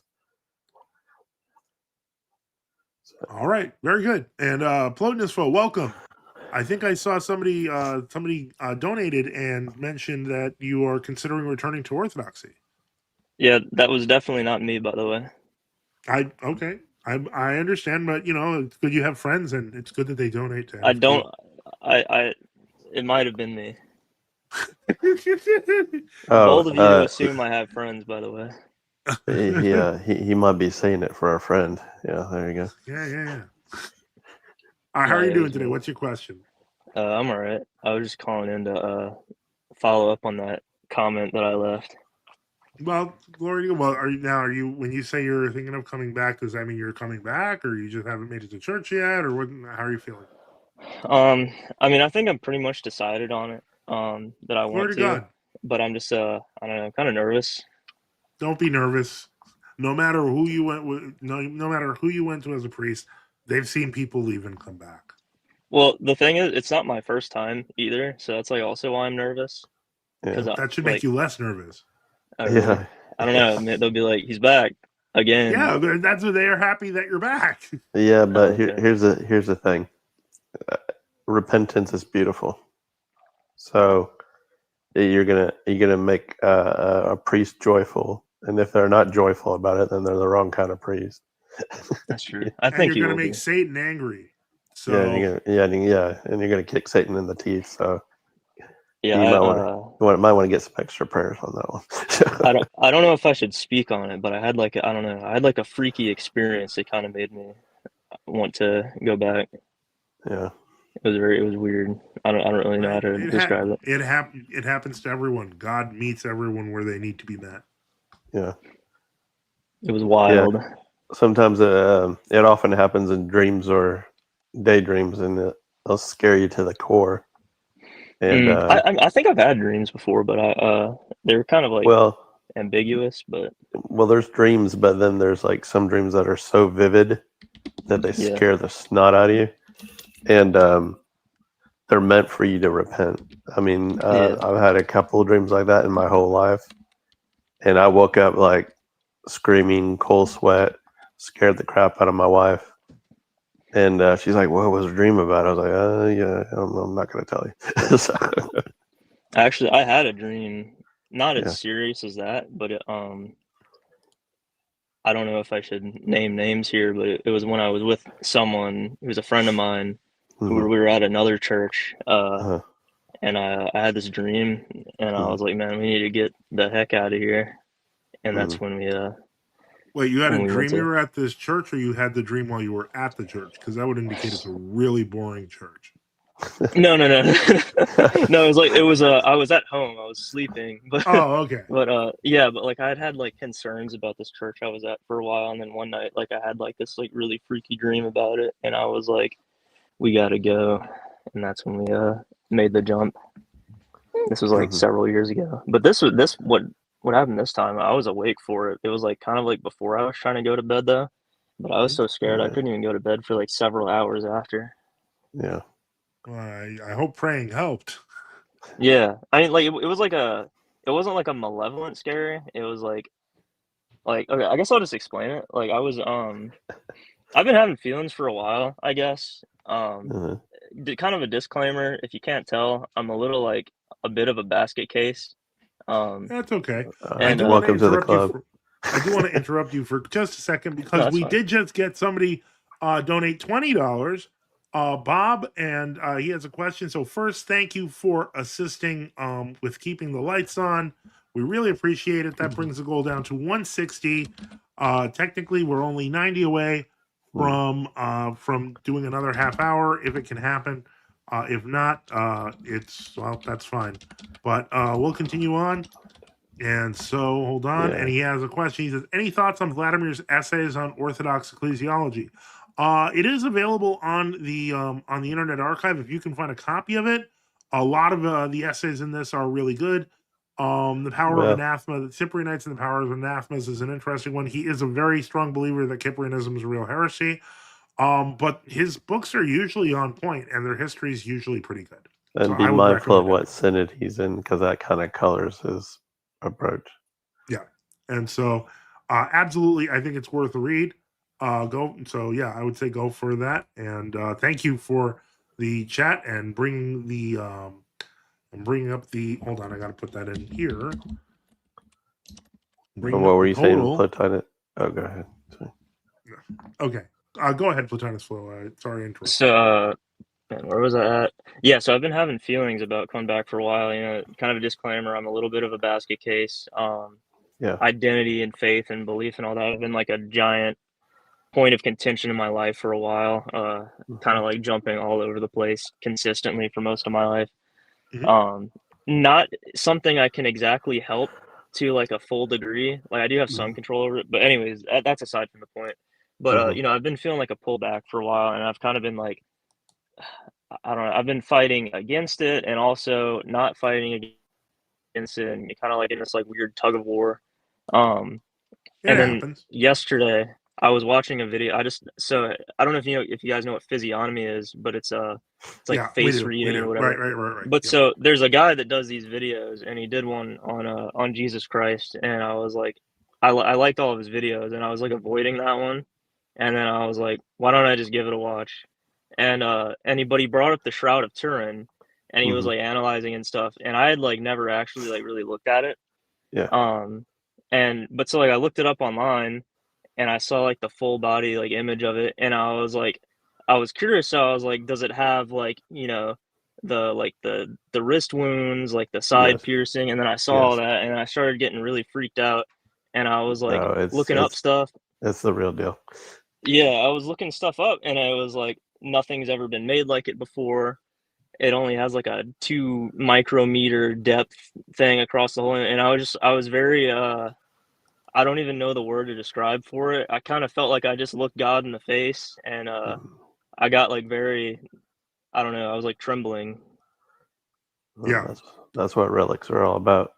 They help us confront God. The Shroud is one of the most powerful proofs of Christ that exists, because 2,000 years later, they still can't explain exactly what it is. Yeah. Well, they can't explain how it left. Well, they can explain how it left the imprint of Christ, but there's no technology that can replicate it. And there hasn't been for ever. Yeah. So this is let me see here.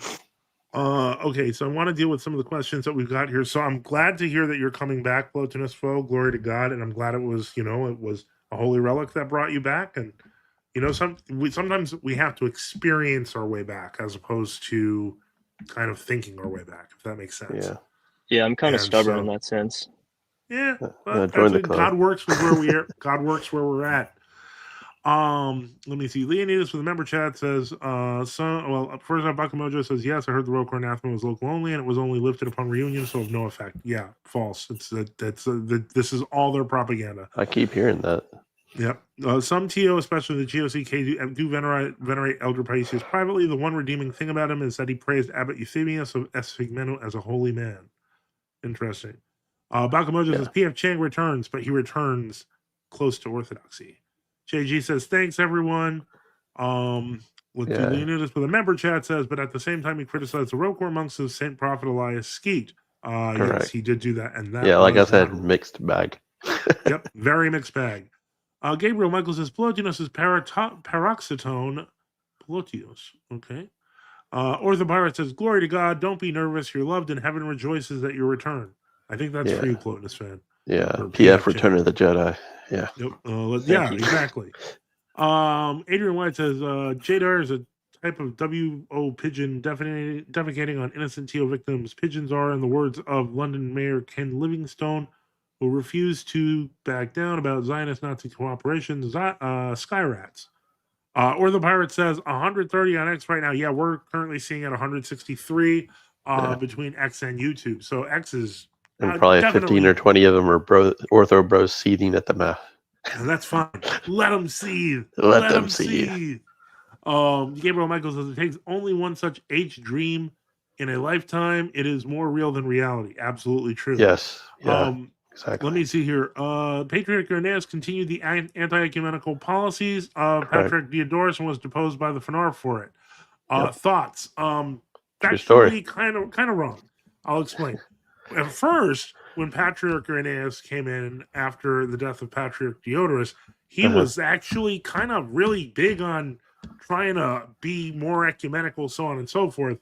It wasn't until the land deal corruption that he started realizing that, oh, this is a rabbit hole I didn't expect to go down. That he started thinking this might not be a good thing, and they made him a fall guy, at which point he was like, oh no, and then he started realizing why Patriarch Diodorus was so badly treated. And that's when, he switched over and he went to Metropolitan Agafongo and turned everything upside down until the very end of his life where he gave up. Well, pretty sad, but Death to Compromise says, I'll listen in, but I got to grab some donuts. Oh, Let's see. it's JG, Joe Nuts to you, buddy. Joe Nuts. Joe Nuts. That's JG says that's cool. Gabriel Michaels says the Sindon is real. It was looted from the Church of Black Renee in the Second Crusade. Yeah. Let's see. I wouldn't minimize the influence of Constantinople in that whole situation. Though. Yeah, very true. Yeah. Little Wing 7 says God's providence is sacred and his timing is perfection. Bless you, brother. Traditional Western Orthodoxy 7223 says the actual wounds on the shroud are not definitely shown on the wrist. If you read much of the literature, they are in fact in the hands, though the exit looks like on the wrist. Okay. Yeah. So that's okay. We'll let that one go and be free. And then let's take a look here. All right, folks, we are now we're now hitting into the final 18 minutes. So if you want to help keep us on, and we want to go on for another half hour, we need to do $110. Can it be done? Can it happen? Can it happen? Can 164 people suddenly say, yes, it can? We want to keep these people on for another 30 minutes. We need some winning. Makamojo says, Father Joseph, can you start doing interviews with priests and bishops in your synod? Actually, I have. I'm pretty sure I've interviewed Father Antonios. I've interviewed Bishop Enoch many times. Father Boniface is like on our. He's like a co-host most of the time. He's really busy with some stuff. He actually. When did you interview Father Antonius? I don't even remember that. I believe there's an episode I believe on crypto where I did. Let's see. So yeah, I mean, there's still a few I haven't. I mean, I could. And we've even interviewed. We've even done Archbishop Gavrilo from Czechia of the Avlona Synod. So you know, we're trying. We'll get more. We'll try. Oh, sorry. Oh, go ahead. I was gonna say, did you do Archbishop Ananias? Not yet, and I've actually called him about that, and that would be an epic one. It would be an epic one, and I'm going to try again this week. We'll try. I'll now that you're reminding me, you have to understand. I literally grab at the things people remind me of because I just get that swelled up with stuff to do. Oh, just because you have 20 irons in the fire, Father. Come on. I know. Let's see. Recon Keys Orthodox says we back. Yes, we are. Bishop Enoch his name is back. He's not Dan. He's not Dan anymore, but I kind of like Dan too. Dan is, Dan versus Dan the man. Bishop Enoch says we did raise the total $6,000 for the plumbing system repairs as of today. Glory to God! Wow, glory to God! So that winning. Let's go winning. Yeah. So let's see here. And Father Antonio says glory to God. Okay. So let me see here. So Father, you need to do the winning sound. Well, we did, but we didn't oh yeah, that's true. Yeah, they did it. They did. The Abbey did. They raised the 6,000. So just it has to happen for that. This is not an official for us. Unofficial, but no. Wrong one. Sorry, hold on. Winning for the Abbey. Nice. All right. Let's see here. Tiger's Blood. I don't know what this means. This is where it starts. The show starts getting weird, people. I stole it from Charlie Sheen. Yeah. Okay. Did the Artok canonize Father Seraphim Rose? I think they were in talks to do that before it was actually done in the Rocor A, so it wouldn't surprise me if they did. Big Sosa says, Father bless, may God bless you in the Father and the Holy Spirit. Let me see, wrong one. Is that the Sonic the Hedgehog sound effect? Yes. Once we hit our goal or somebody hits a goal, we see that's now that's a great bishop. He knows the Sonic. Well, it shows he's a young bishop at least. Or, that's true. Let me see here. Yep. So it is awesome. It is very great that that the Abbey did reach that number, and so they can get the plumbers going. Yes. And God willing, that will be taken care of. Glory to God. What all synods have glorified Father Seraphim Rose? Right now, I believe the glorification is fully recognized in the GOCK communion with the Rokoraga Fungal. Yeah. I know Artok has made talks about glorifying Father Seraphim Rose, and ever since the glorification, other synods have been considering it. So, did they have? I know that. Do they Go ahead. glorify as well, or do they just recognize if they're in communion? They just recognize that. Yes or no? Yes and no. They don't do a separate glorification because That's it's what I always thought. confusing. Okay. Because like that's what happened with Saint Philaret, for example. Like Saint Philaret was like Yeah, glorified that's like what I. 5 Yeah, times. that's what I was Yeah. thinking about. It's like he got. Yeah, but that was it. But it's pretty universal at this point. Like nobody doubts that except for like a very small minority of people, just because of that. So I would say that you may see other synods either do another glorification, or Mhm. in the end they may just insert him into the calendar because they just recognize the other glorifications as obvious. So, what about your synod and like the GOCA? In our with, synod, there have been people requesting that he be inserted into the calendar. Okay. So yeah, that I know that there's a few people, not many, but I was just curious. I'm not trying to pressure anybody. yeah, no, but he has a lot. He has a lot of fans in our. He has a lot of fans in our synod, so it wouldn't surprise me. Wait, Bishop Enoch has entered the studio. Benedicite. God bless. Okay, how's it going? Fine. So just seeing how everybody's doing, I guess. It's been a while, Ladika. You haven't been here. Your blessing, Letica. The Lord bless. I think I heard. Everything looks different. I'm just looking at the never mind. Yes, The may the format. Lord Yeah, bless we got everyone. a whole things going now. Oh yeah, It's crazy. Okay. I think I heard PF's baby. Oh, okay. That's let me see here. Okay, and so like, What they the call my Pirates child for creepy. he just disappeared. Oh, I didn't no. call your child creepy. I said I heard your baby. I know someone else did in chat. I was like, That's that's not messed up. creepy. That's the baby was What cute. the heck, Plotus? You got an Thank you. Asian baby? What the? Oh man, everybody says that because she has the epicanthal folds, but no, she's not Asian. She gets it from her That mother. was creepy. Bakumo just says Plotinus needs an exorcism, and Vladika disappeared. I hope he comes back. But in any case, let me I see thought here. the True Origin as a sphere was funny. Back. He's back again. Welcome back, Vladika. Thanks. All right. So yeah, we're in the final 15 minutes. If we want to go further, obviously, if we can get 110 more, we're at 75%. We can do another half hour. Otherwise, we'll be closing up at 10:30. It looks like. But let's see here. Other than that, just a last reminder for today's show.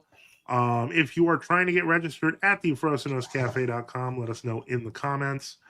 And once again, help keep the lights on. Support us by subscribing or donating at NFTU.net with various options like PayPal, Cash App, BTC, LTC, or XMR, or on Give, Send, Go. Just look in the description. And finally, another final reminder, since we're at the end, that on November 7th, we're having the big debate event here is going to be between myself and Elijah Yassi on the topic of the papacy on the Gospel Truth Challenge. So that is November 7th. That's not far now. That's like less than, I did this before. It's less than 20 days, like 18 days. Okay. Just so you remember. So that's all. Vladika, you're having an upcoming show, or you were going to do a show recently on your channel.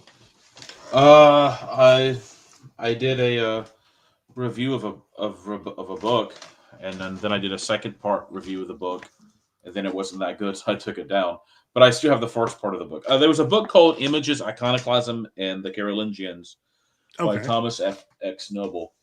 And I thought the first review I did was sufficient. So the little 20-minute video, second one I did, I just took down. So, but that's it. I don't really do a lot other than post stuff on the internet. So, okay.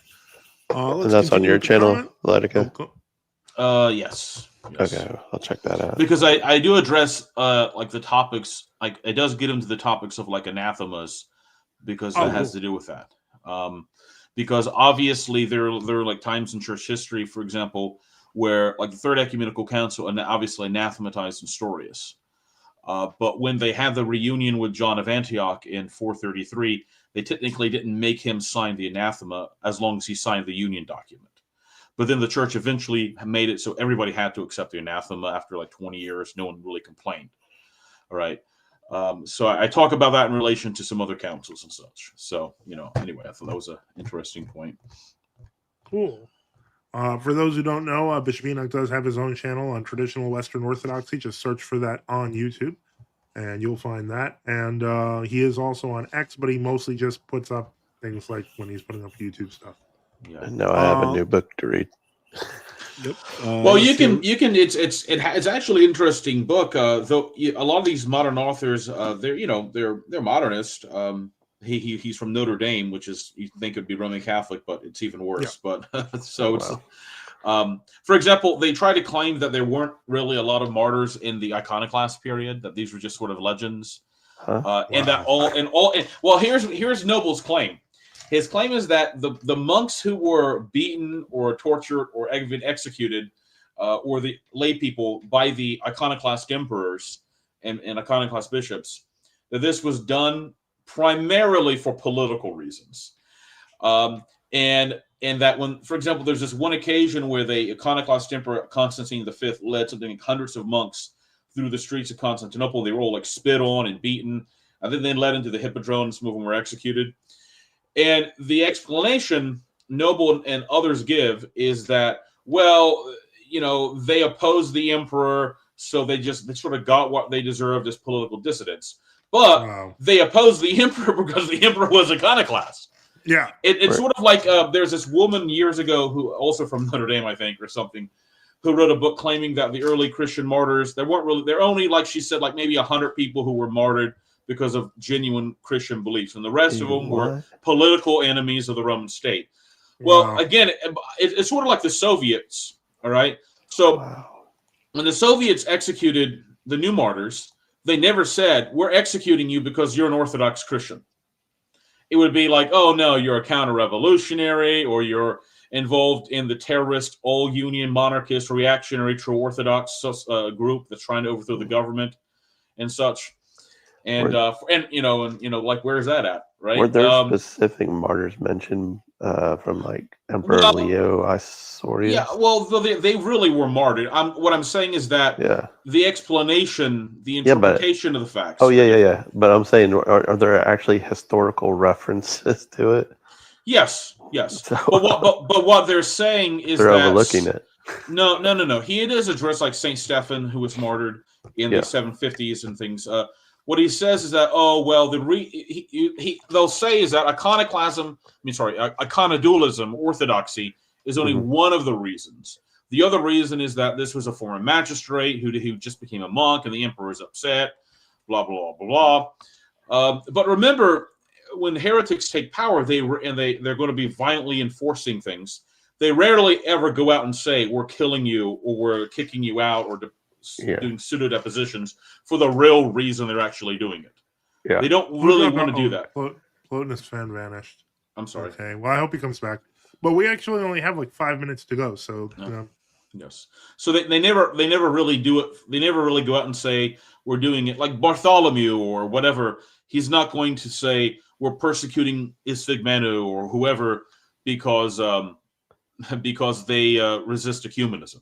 He won't say that. He'll say, "Oh, they're just being disobedient," but they never get to the heart of the issue. So, but besides that, he does bring up interesting points, and I think 80% of the book is useful. It's 400 pages and such. You can listen to the review if you want to. Okay. So, will do. All right. Well, awesome. That sounds great.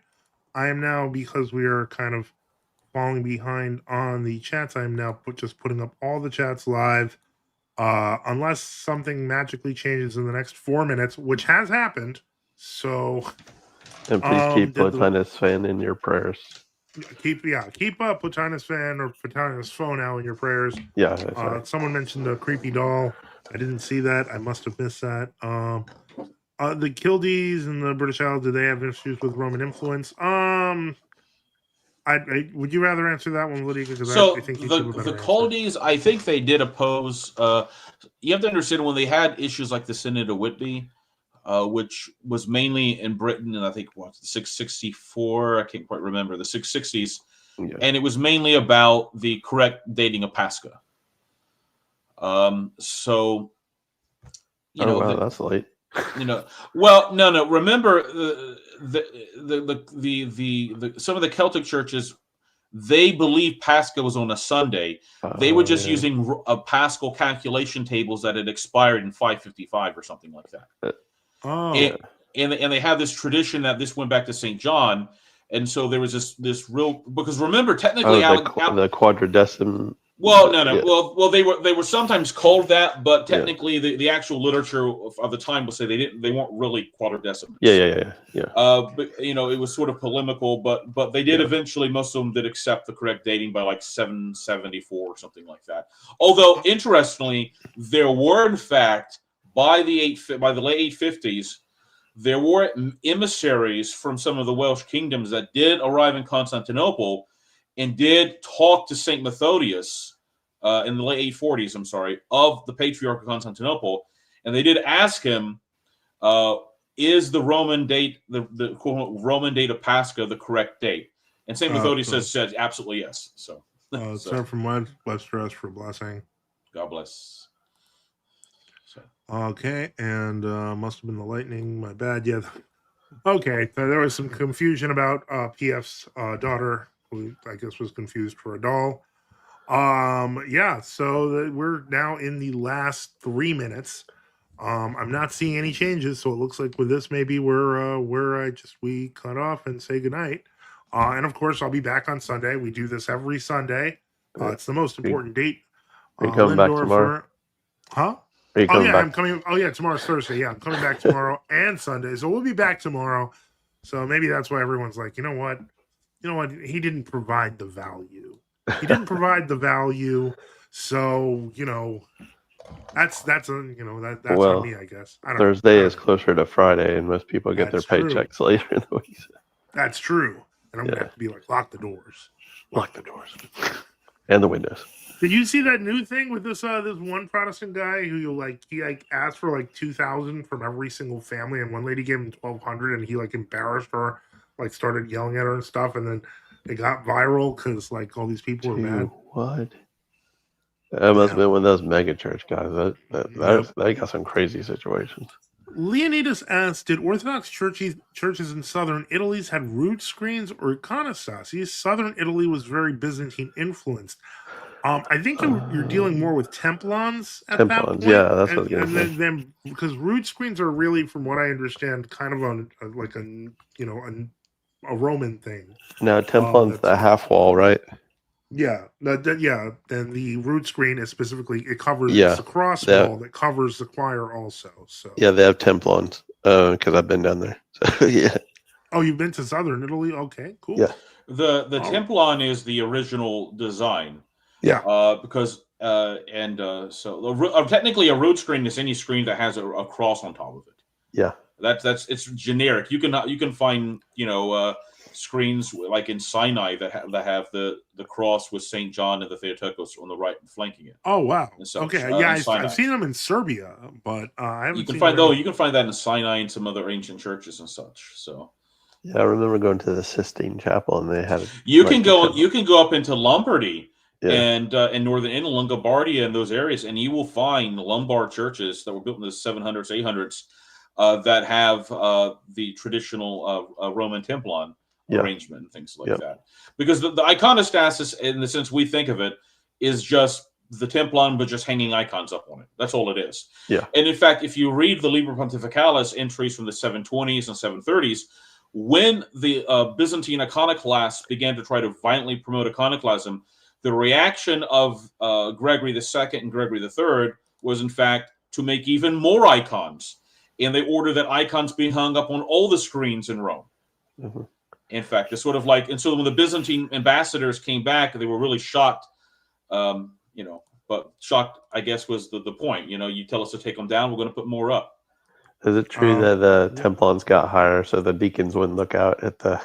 I don't know. I mean, I know that there are these claims that like the ancient church had a totally open, no screens whatsoever, but they're vague claims, because if you have a low-lying balustrade and then you have pillars on top of it, all right, and then you have a transcena atop it, all right, that's basically the screen, Yeah.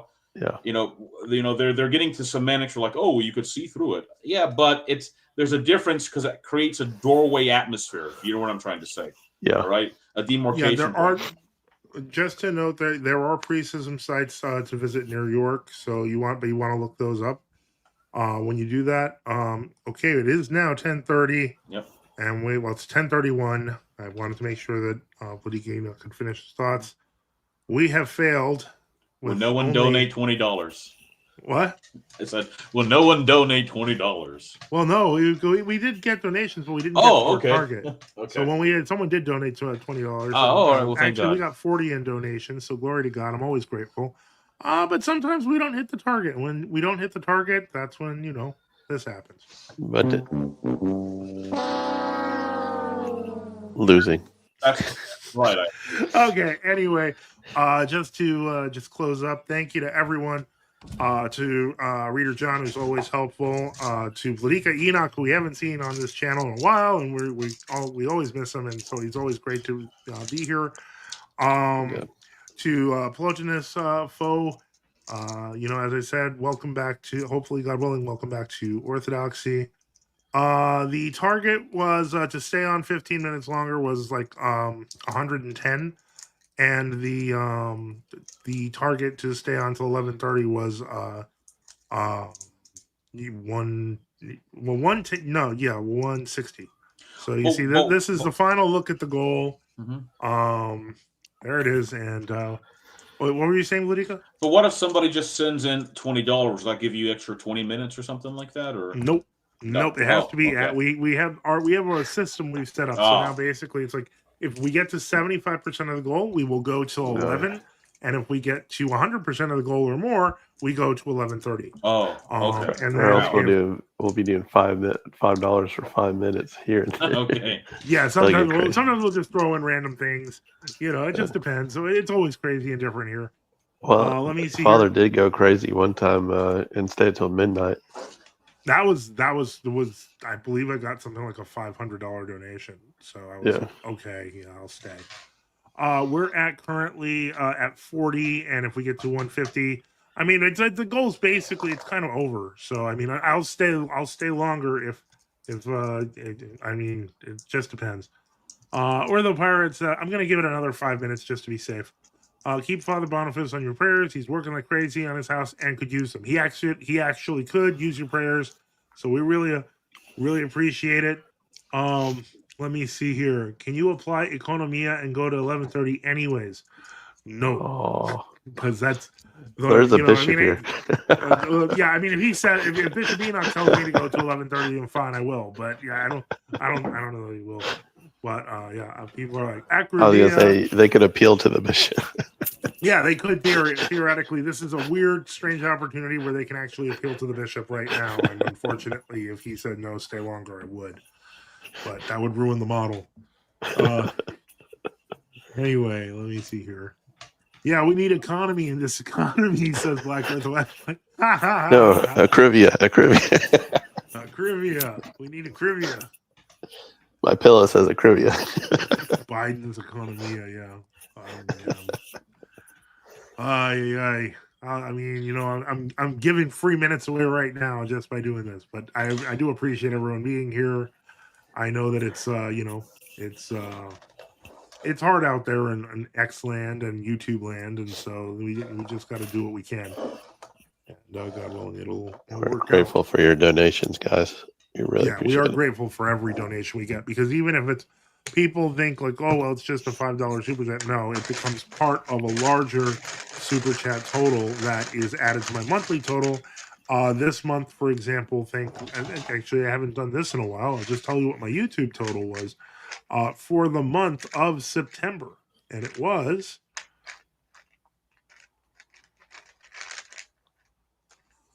my YouTube total was $308.06. So that was a pretty good month, and that's with 30% taken out already, etc. So I love super chats. Don't get me wrong; I will take super chats all day. The other methods are more for direct donation or to lower the fees, etc. But I'm grateful for them as well. And if you don't think your little bit helps out, I mean, look what happened with the Abbey. Yeah. Father Joseph, if you have time before you can go, how do I go about getting my child baptized? Well, you have to ask the priest and schedule it. That's it. Usually they'll know what days are good. If you have a local priest in your area, If you don't, I mean, we can help. You can also use the map as well. Both the maps in the description. Ours is in the second map, which is the smaller group. Let me see here. Yo, dog, I heard you like economy, so put economy in your economy so you can economy while you do economy. Oh, wow. Akamoja is dead. Oh, thanks, little fish. Good looking out. But yeah, again, babies baptized. I understand that is important. Call the priest. If you don't have a priest, find a priest and explain, and they'll help you.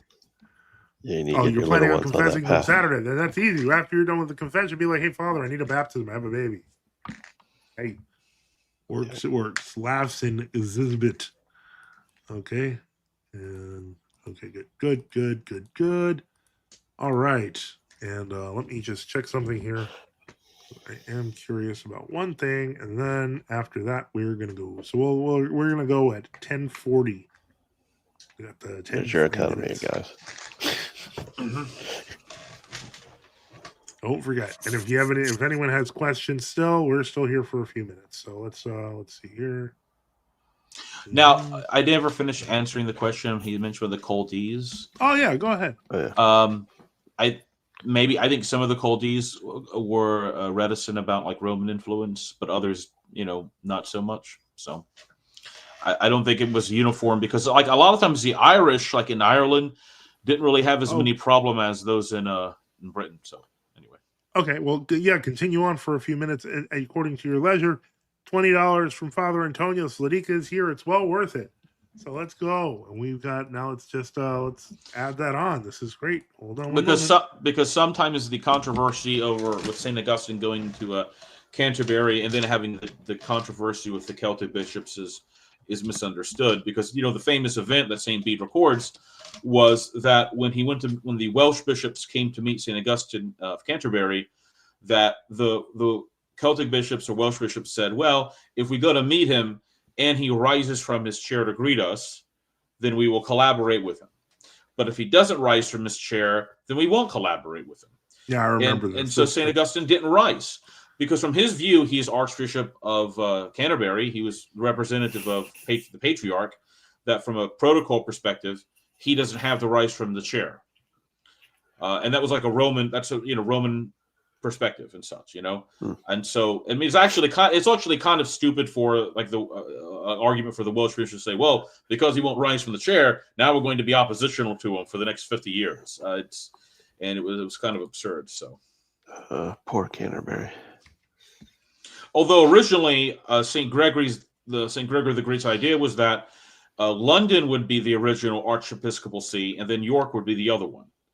But they were never able to do that. Kent, they had already converted King Ethelbert in Kent. Oh, so welcome, Jacob. Welcome, Jacob. Hola, Jacob.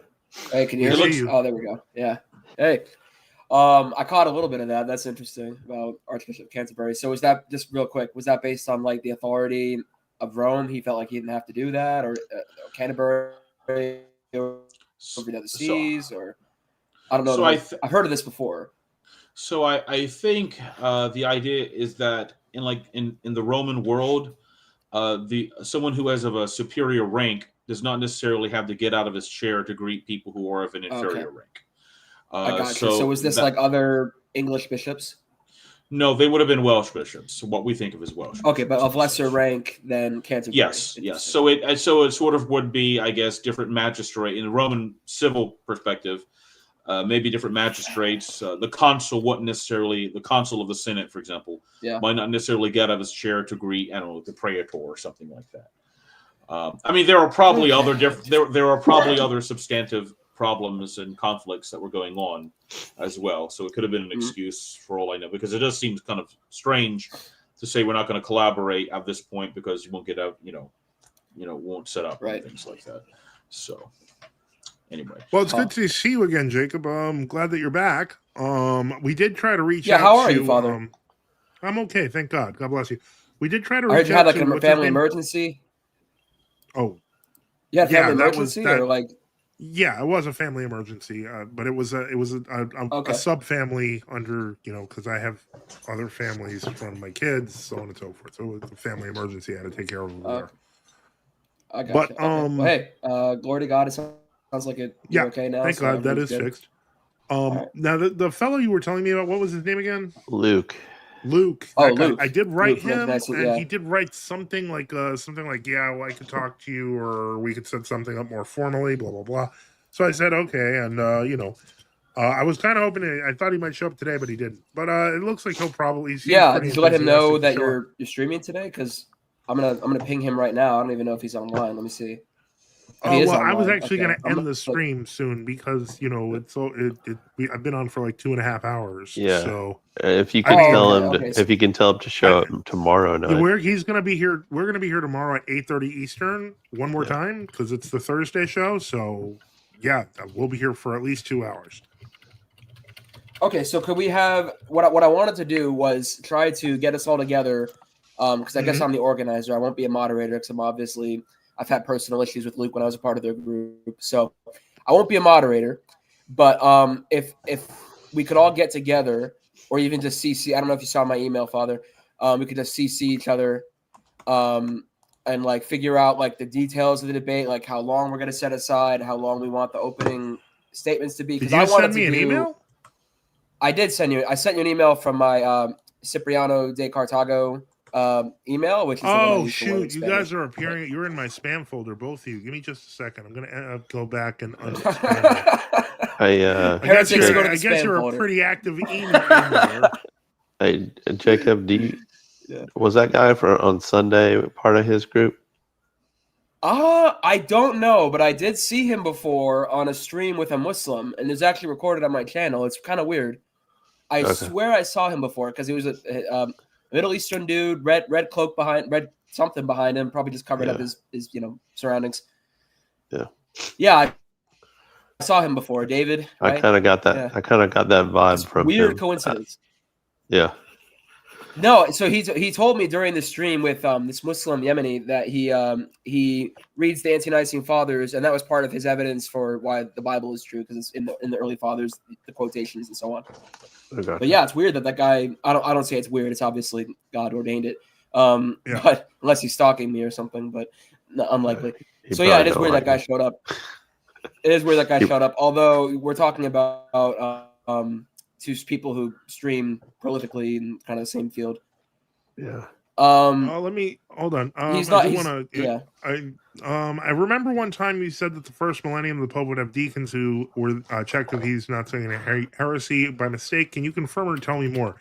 This is something I've read a few times, but I've never seen in primary sources. So I actually wanted to defer to Bishop Enoch on this. Is this a legend or is this real? I don't remember anything about that. What is true is the Archdeacon of Rome was essentially the second in power to the Bishop of Rome. So, for example, like a lot of documents were probably almost ghostwritten by the Archdeacon. Like, for example, it's generally believed that a lot of material by, for example, against Nestorius, the letters by Pope Saint Celestine were actually written by Saint Leo the Great, for example. Interesting. So, I mean, that doesn't mean he didn't have a process in writing it, but generally the Archdeacon of Rome would be the one that succeeded, the Bishop of Rome. Okay, I had read somewhere that they had said that the 7 deacons basically they actually were supposed to, I guess, support the Pope during the reading of the Gospel and the homily, and if he said something wrong, they were supposed to correct him. Well, it could. Hold on, never mind. Well, it could very well be if he's. Well, he didn't technically chant the gospel. Most of the time, the Pope didn't chant the gospel. It would have been the deacons that chant the gospel. So, I mean, you'd have to find it. Yeah. Now there was an instance in the late 490s. Whoa! Where you go ahead. What do you? So when you had Pope Anastasius II, and he invited the deacon Photinus of Thessalonica, who was in communion with Acacius or something, and all the deacons and priests of Rome rebuked Anastasius II. So I mean, the Roman clergy would in fact confront the Pope in the first millennium if he said something or did something that was considered just way out there. Yeah. For example, they broke communion with Anastasius II into the fact after Anastasius II died, there was this schism in Rome called the Laurentian schism, because I think they'd even elected an anti-pope, a so-called anti-pope, when because they thought he had entered in communion with the Monophysites. So they broke with him. So Father Joseph, I've heard similar to what you said, but they would correct him when he was doing his homily to make sure it was Orthodox. Yeah, but I have not seen actual documentation for that. Yeah. Like I've seen it in secondary sources. I need to find a primary source for that's what I was going to say. I've only seen it secondarily. Yeah. Okay, and then let me see here. Thank you, Politico, for being here last night. Presbyterian Maria with a $50 chance to help keep the lights on. Thank you so much. And let me just update this now, because now we have actually gotten very close to goal with that, because that brings us to 90. Gotta watch out for the now that's left Matushkas. is 90 total, and we are now up to 110. Thank you so much for the super chat, Matushka. And we will we'll put that in there. And so now you can see I'm gonna go to 11 anyway. I'll go to 11. If we beat the 90, I will stay till 11:30. All right. Let me see here. My pillow. Linda refers says, Jacob, what is Luke's position? And also, and That related, takes a long time to explain. Yeah, but here's an interesting. The person was on Cleve last night. I think he means on our show, because unless he went on their show too. On Sunday there was a guy. I don't know if you saw this, Jacob. David. I think David, and he kind of was Yeah, having I saw like that. Yeah. mirror position. Do you think? I mean, I suspected that was probably somebody in Luke's community. What do you think? No, I don't think so. I know. Well, it's possible. I didn't think about it at the time, but after I got off, I was like, wait. Just because there are actually I don't know if Luke is aware of this. There are a number of people, sectarians, who hold most of Luke's positions. Luke is just unique in that he's not a evangelical or Mennonite. So the other ones who hold to Luke's position are all evangelicals or Mennonites, but they're like radical, like holiness people, where like you have to be totally separate from the world. Don't watch TV, whatever, all that kind of thing. But Luke is the only one who actually affirms a whole bunch of like. They usually just take the fathers on moral stuff like marriage and that sort of thing. That's why I don't know for sure this guy. Well, now, from what I'm seeing here, I'm reading his email because I told you I just found these. He wants to do a debate, but he wants to make sure it's unmoderated, and I don't feel that's a smart idea. Unmoderated. Yeah, he wants to do it unmoderated because he's like, well, that's not a debate. That's a discussion. That's a discussion. That's not a debate. That's a discussion. Yeah, Father, I wrote you a formal debate proposal. I did. Yeah, I wrote you a formal debate proposal that I sent to Luke, and I sent it to to you and to Luke. It's in your email. I don't know if you got it. It's from the Cipriano de Cartago, which is the Spanish for Cyprian of Carthage. That's my email. Or that's my email I use for this public stuff. Right. Yeah, here it is. Okay, this is Jacob. I'm reading this. You have to debate with Luke. Wants to focus on whether post-19 church violated an apostolic command to be able to face. Part of this issue is what we have talked about, whether this was a mere discipline or whether bishops can change things or not. Screenshots for proof of the faiths fail. I hope you sent that to me. I also gave you most of their position. Did you send him this as well? I sent him that, and so he and I agreed on. Okay, Luke just texted me. He said he wants to come on a stream to discuss this real quick. Is that okay? Nope. No. No, because that'd be do it if he agrees real quick. Like if he doesn't agree, we're not having a debate right now. Here's what we'll do. He can come on, and we will only talk about setting up the debate. We will not have the debate. Okay. Make sense? All right. Well, I texted that would be on all night long. Well, no. We're not doing the debate right now. No. Oh, he was on Cleve trying to engage. No one paid attention to him. Interesting. I guess all right, I'm going to head out. I'll talk later, okay? Oh, that's fine, Vladika. Thank you so much. Benedicite. All right, going to bed. All right, good night. Benedicite. What does that mean? It's Latin, I know, but like, what does that mean? Bless. Bless. Oh, okay. So is it? I didn't hear padre. Like, have you ever heard evogite in Greek? It's the same concept. No, I'm Benedictus. Benedictus. Yeah. I know a little bit. Well, I studied a little bit of Spanish and Italian, so I know some Latin as well. You kind of pick it up. Yeah, you naturally learn some through that. Yeah, he's like, oh, I see this word. It's also the same alphabet as us in English. Yeah, Luke said he's coming on, so we're going to have to debate real quick. Not having debate right now. Just so he's very Yeah. clear. Yeah, the bush. We are not having the debate. We are staying for He- exactly he's 10 got minutes kids. unless He $90 usually, suddenly pops up. So that's how it goes. Oh, someone give us a nut. No, we're not doing the debate right now anyway. Or Luke I could was give just- us $90. Yeah, Luke could pay $90. He's I'll gotta stay support for, his we'll stay family, for guys. another half hour. Yeah. Yeah, usually when I Time talk is to Luke, time is he'll- money. Exactly. Yeah, usually when I talk to Luke, he'll be like around 10 or 11. He's like, "No, we got to go to bed because I have to take care of my kids." So he's a family man. Not everyone's like I me, where they're understand. just single and crazy. I'm a family man too. So am Yeah, there I. you go. That's why we have Exactly. schedules. And it's an hour behind. It's an hour ahead of us for you because me and Luke are roughly in the same area. I'll put it that way. Central time zone or Central Yeah. time zone. Yeah. They're in the Midwest. We're not close by, but we're in the same time zone. all right. Well, once again, our goal now is just $90. If we can hit that, we will stay till 11:30. And let's take a look Quick, here. someone I'm send gonna money. also. Yep, exactly. Cafe time. If you're trying to get registered through ForestNestCafe.com, the most exclusive Orthodox forum on the earth, because there's only one way to get in, and that's through me, and that's on this show. Let us know in the comments. Has Let's Luke tried take to a enter look the here. stream yet? I don't see him. Okay. Yep. There, But so Jacob, you can do some more. Evologite equals Blagosovite. Jacob can do some fundraising for us. If you guys want to see something happen with Luke a little bit, throw in Here some he money. is. He's made it. Luke, Hey, all right. Anti-Nicene Christianity. So how are you doing? Hello, Joseph. I'm well. Hello. Oh, I recognize that okay. voice. Oh yeah, we did talk to him. I think he's been on before, like once before. Okay, so we're going to talk about the terms of this thing because I guess Jacob sent you like a whole debate terms, template. Luke, yeah, he sent you a debate. Else. It's kind of late. I won't answer. He was already agreed to that. So the point is, I know that Jacob sent you debate terms. You wanted to do, however, I just noticed these now. They were in my spam box, like live.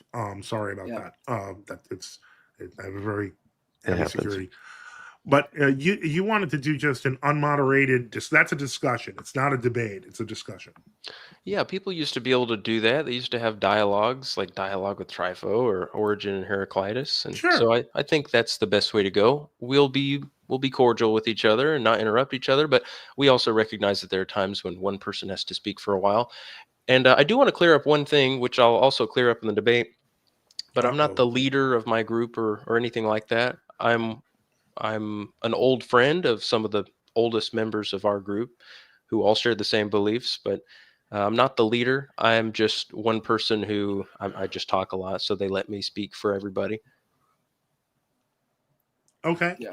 I don't understand the structure of your organization, so I wasn't going to make. I assumed you were some kind of leader, but I don't know what it is. Yeah, what's the highlights of your positions, though? John, we're not discussing that tonight. We're just discussing organization. Well, no, I'm just saying. I mean, he can. But I've got videos on my channel and posts that explain. Well, no. I'm not saying to like have the debate. What I'm saying is, he's a little more mysterious about his positions. I mean, the Orthodox Church, everybody knows. Everybody knows the Catholic Church, Protestant Church. I'm the same position as every Orthodox priest, every Catholic priest, every layman.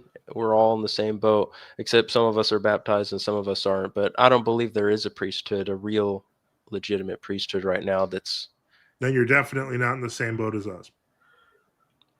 Yeah. So do you believe you do believe there was a sacerdotal priesthood to begin with, that there was a special class of Christians ordained? I think he denied that just now.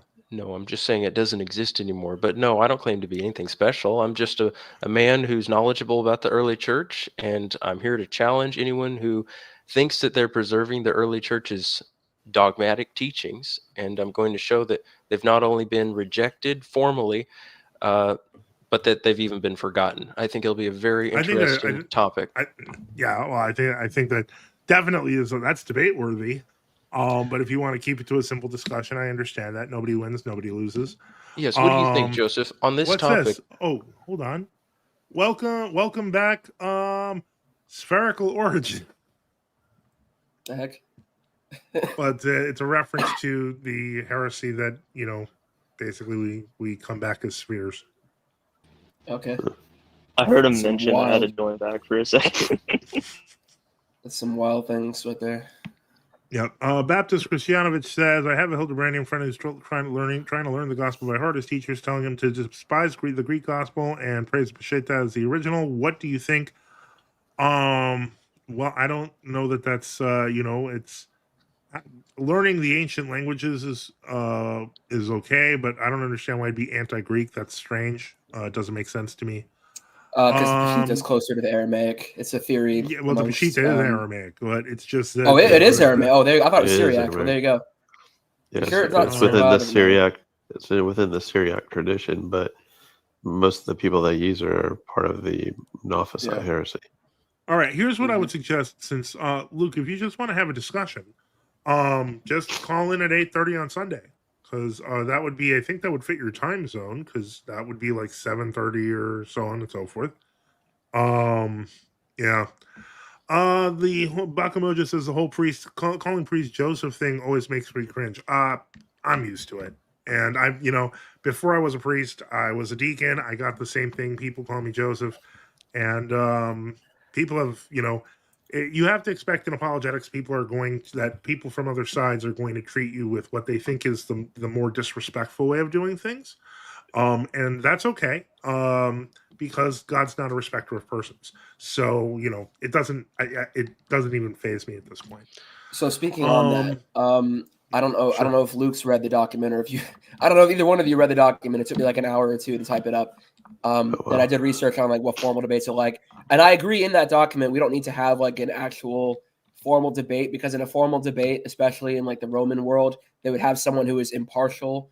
For us, it would have to be like they're called a moderator. Yeah, we would. Yeah, he would decide the victor, like Luke won or Father Joseph won. That wouldn't happen. I think it is better to moderators and the modern moderators do not determine winners. I think it's better to do it as Luke proposed it, to have a dialogue to kind of feel out each other's positions. Well, and so that's one of the things in the document, which we could actually pull up if we need to. But like, one of the things in the document is I wanted to mainly cut, because what I've noticed with formal academic debates, especially on religion, is when you do the standard thing of 5-minute rebuttal, 5-minute rebuttal, 5-minute rebuttal, and then questions at the end, whatever, that kind of structure. Yeah. There's a lot of things that necessarily academic though. I think it's just we're not. But I'm saying like modify that. But what I like about that structure is that it allows obviously both people to make their full opening statement. But I wanted to have specific stipulations like on what we can talk about to keep it focused, because in a lot of these religious debates people throw out like some other red herring. That's what it sounds like. What we need is I've never seen a moderator in any debate I've seen. I've never seen a moderator do that successfully. Maybe they're not as OCD and like psychotic as I am, but I've never seen them do it. But anyway, because I was just watching a debate. I was just watching a debate. Okay, who's an ideal moderator you've seen that you think does well? That I've seen, I don't know. I mostly watch like a lot of the debates I watch are 30 years old tapes. So okay, they didn't even have internet. maybe something in the YouTube era like that. A person might be alive. I don't think that would be. It would have to be someone who's not on either side. And someone who's not biased toward either side, because obviously, son of Christendom, I'm biased toward Christendom and the glory of the church and all that stuff. So, someone who's not on either side. I mean, I don't know. Probably a Protestant, but I was thinking like a Protestant, but the thing is, I was thinking more Catholic, because it sounds more Protestant. But a Catholic would be on your side. But Jacob points out that a Catholic would be biased against no doubt the ANC's position or Luke's position. Yeah, and a Protestant, really? I don't think would even support ANC. It might be good to have a Protestant because they would think you're both heretics and you're both condemned. So maybe it would be like a Protestant. Why don't we just get a Mormon? I used to know a really good Mormon who's a physicist. Oh, that's an interesting. The other Paul. I know him actually. Paul. Yeah, I've known him for years. We could get him. Yeah, okay. I just found out we can ask him. I can ask him to see if he wants to moderate on Sunday, even, and we could just do the debate on. Yeah, Sunday. do you know him? Awesome. Yeah. He's been on I've been on his show. Yeah. Okay. So yeah, I mean, we could get the other Paul. I mean, he is. He's an Anglican. So technically, I would say the other Paul would be more sympathetic to Luke's position. I don't know about that though, because I brought holding on to us. if you're holding onto a standard of like, some sort of sacramental, I don't even know Christianity, Luke's position, so Well, I can briefly articulate it. There are a lot of doctrines that the Cathodox have fallen into heresy on. We would say around 40. Yeah, we don't cute. really give them the honor that's so of cute. being differentiated. We see them as the same thing. But we could go over a lot of doctrines. I would be very happy and capable to expose icon veneration to be idolatry. I would do And it. how would you do that? Okay, I would but do it better. I want to focus on one thing for this debate, Luke. But instead of doing that, I'm willing to entertain the question. No. Know how we do that. Of course, we would do it with the unanimous teaching of the church for the first 500 years of church history. That's no. You'd have to do it from all of church history, and you would have to show that the iconoclasts, in fact, were upholding the original position of the church. Oh, goodness. Right. We would use the unanimous testimony, which means there's not one exception to all the church fathers in the first 500 years condemning icon veneration. That's what we would do. Well, but see, what I'm then saying is, are you trying to hold say on, that, just one thing. I want to understand something. Are you saying, this is quite the interesting contention, you're saying that all the church fathers up to the 5th century condemned icon veneration? No, up to the 6th century, and I don't mean that I've read all the church fathers past the 500s. But you just said that. Well, it's definitely not an academic argument. No, you missed what I said. I said I haven't read the church fathers past the 600s or past the 500s. I meant to say, but we've read all the major ones. I'm very familiar with all the fathers of the first 300 years, very familiar, and also extremely familiar with even the 400s.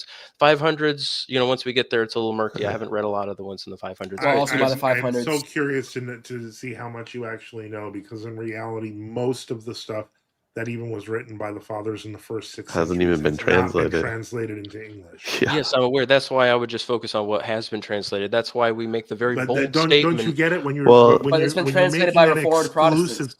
Right, when you're making an exclusive statement about all the fathers of a certain period, and you don't even have access to the written text. Do you see the problem here?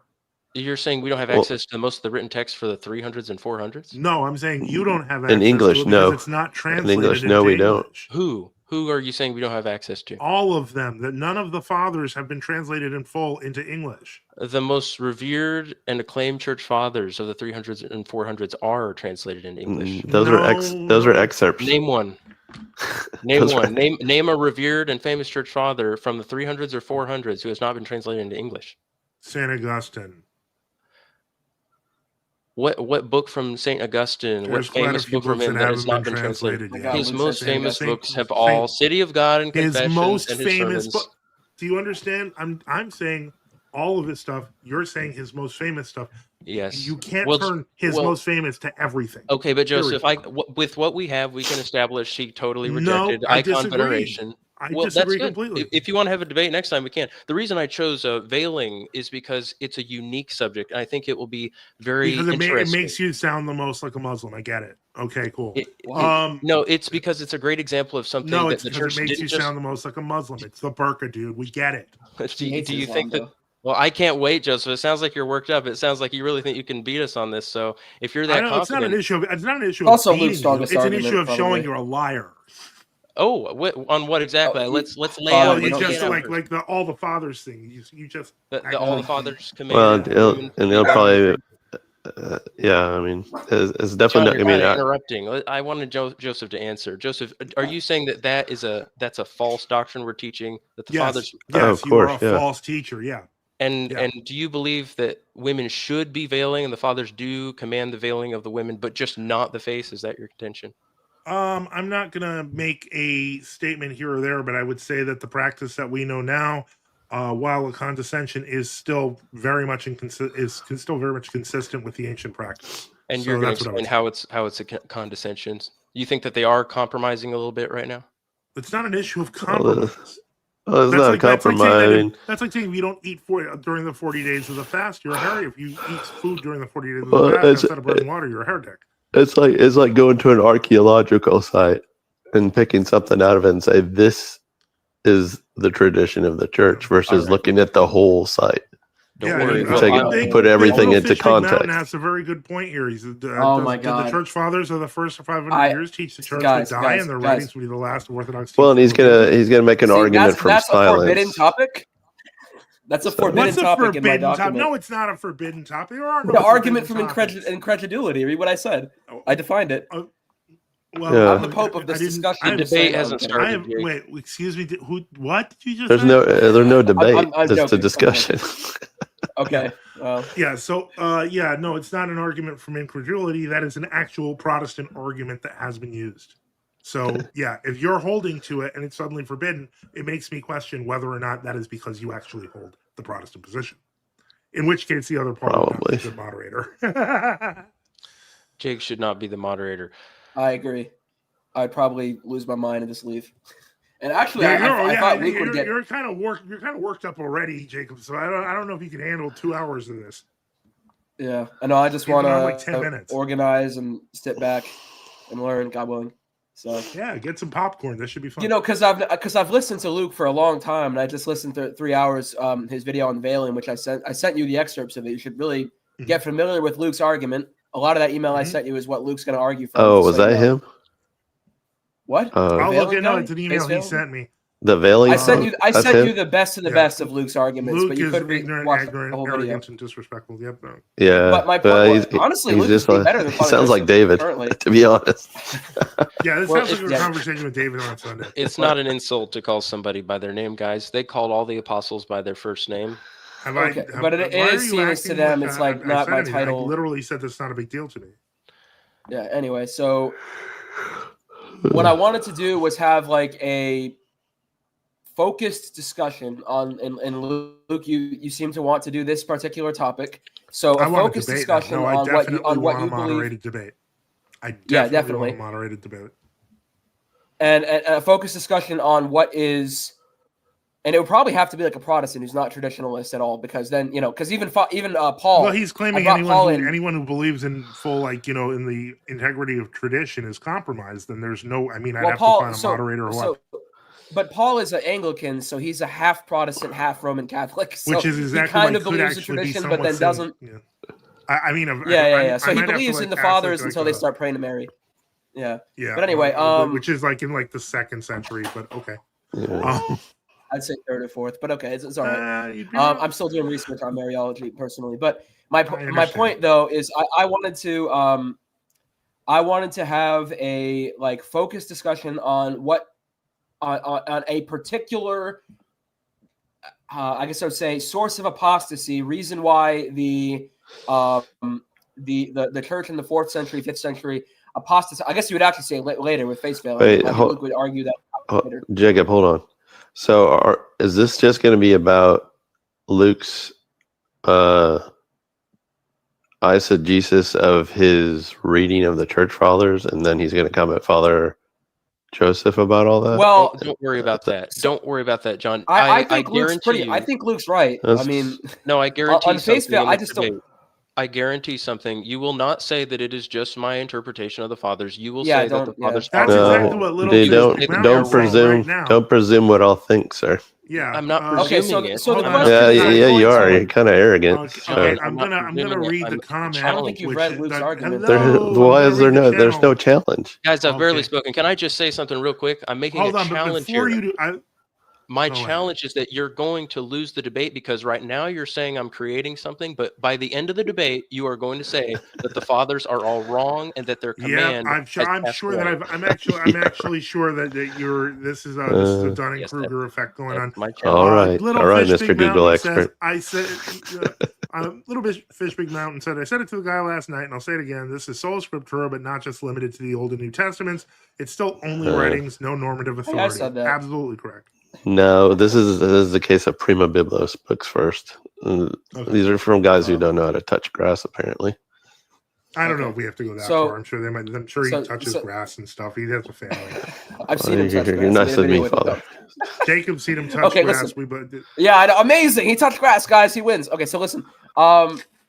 We have low standards. We all got to make videos of us literally touching grass in order to be considered valid in this scene. Well, okay, I'm just saying I have no use for these guys that read the fathers and think they know. So okay, but joking aside, seriously, So seriously, do we want we'd to have to set up a time, and we have to set up a moderator, and we can't deviate into other okay, subjects. but before the debate itself, because if you read my I don't know if we should pull it up or not. I will read your things. I didn't even see them until 20 minutes ago. Okay, well, it grants because I mean maybe this is my personal bias. Maybe you want to dispute Luke's assertion, but having viewed his material and spent quite a few hours on it, had calls with Luke, I honestly think he's right about the discipline for the first 500 years or so up to St. Ambrose and after St. Ambrose. Based on that based it was to veil the face of the virgins as well. Are you going to run it? But you're going to run into some tricky parts here because some of the disciplines were regionalized. Well, that's what I'm saying is we would have to dispute whether this is like a dogmatic. Because I'm just saying, like, if you want to dispute that, like, if you're trying to say, because this is the mutual priest, I don't even know what I'm disputing because I haven't seen the text we're talking about. Yeah, maybe can we pull that up? Can I present it?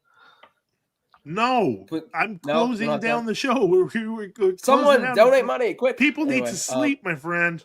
10 o'clock. Well, yeah, but like for instance, the veiling thing is a very regional thing. It's not a church-wide thing. No, it's not. It is. Yeah, it is. It's church-wide.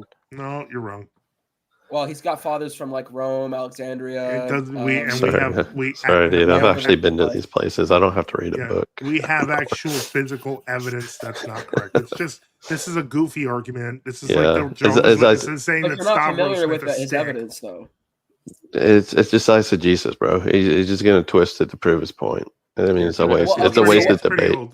So there's a difference in the approach we want here because it sounds like you're going to try to do, and I've had other Orthodox priests talk to me about. I'm not going to be there. This is going to be. This is Father Joseph's show. I'm talking to Father Joseph right now. Yeah. So you're going to try. It sounds like you want to dispute that the fathers even taught what Luke is saying, and on this thing, I would say this is his. He may or may not disagree. Having examined probably 5 or 6 of Luke's patristic quote mines, but he does give context to his credit. Yeah, he's cherry picking of the fathers. Having read through, I don't think he's cherry picking. Having read through them, he's more thorough than any Roman Catholic or Eastern Orthodox I've ever seen. Just so you know. So everyone cherry picks. Just so you know. But Jacob, having seen that, I'm arguing from the point. We don't cherry pick. Okay, well, I'm just saying we actually take people to the carpet who cherry pick.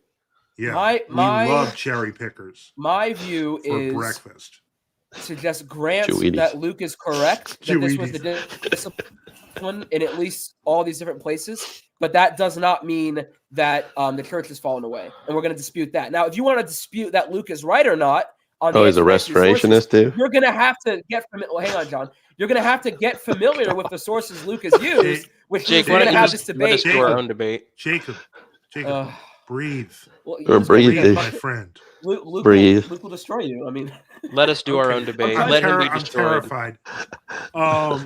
Lindorfer says, "Get a Quaker mod." LOL. Ortho Pirate says, "Protestants don't think they cherry pick the fathers either." Everyone cherry picks the fathers, I think.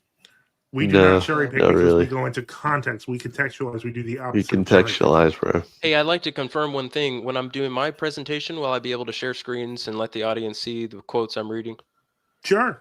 Cool. But now that we're talking about a debate, maybe we should schedule this like next week, if that's fair. That's fine. That's fine. Cool. We'll aim for like next Wednesday. Since you're a family man, you gotta let us know what works for you. Yeah, and we'll try to figure out what's the best moderator. You throw out your best 5, I throw out my best 5, and we'll see where we meet in the middle. That's fine. Next week will work. I should be ready to go. All right. Well, then I'm guessing unless a family emergency comes up, next Wednesday will probably be that. Next Wednesday, when? Hopefully we have probably 8:30. 8:30. 7:30 Midwestern time. How much time are you willing to devote to this debate? Yeah. Are you going to cap it at like an hour, 2 hours, 3 hours?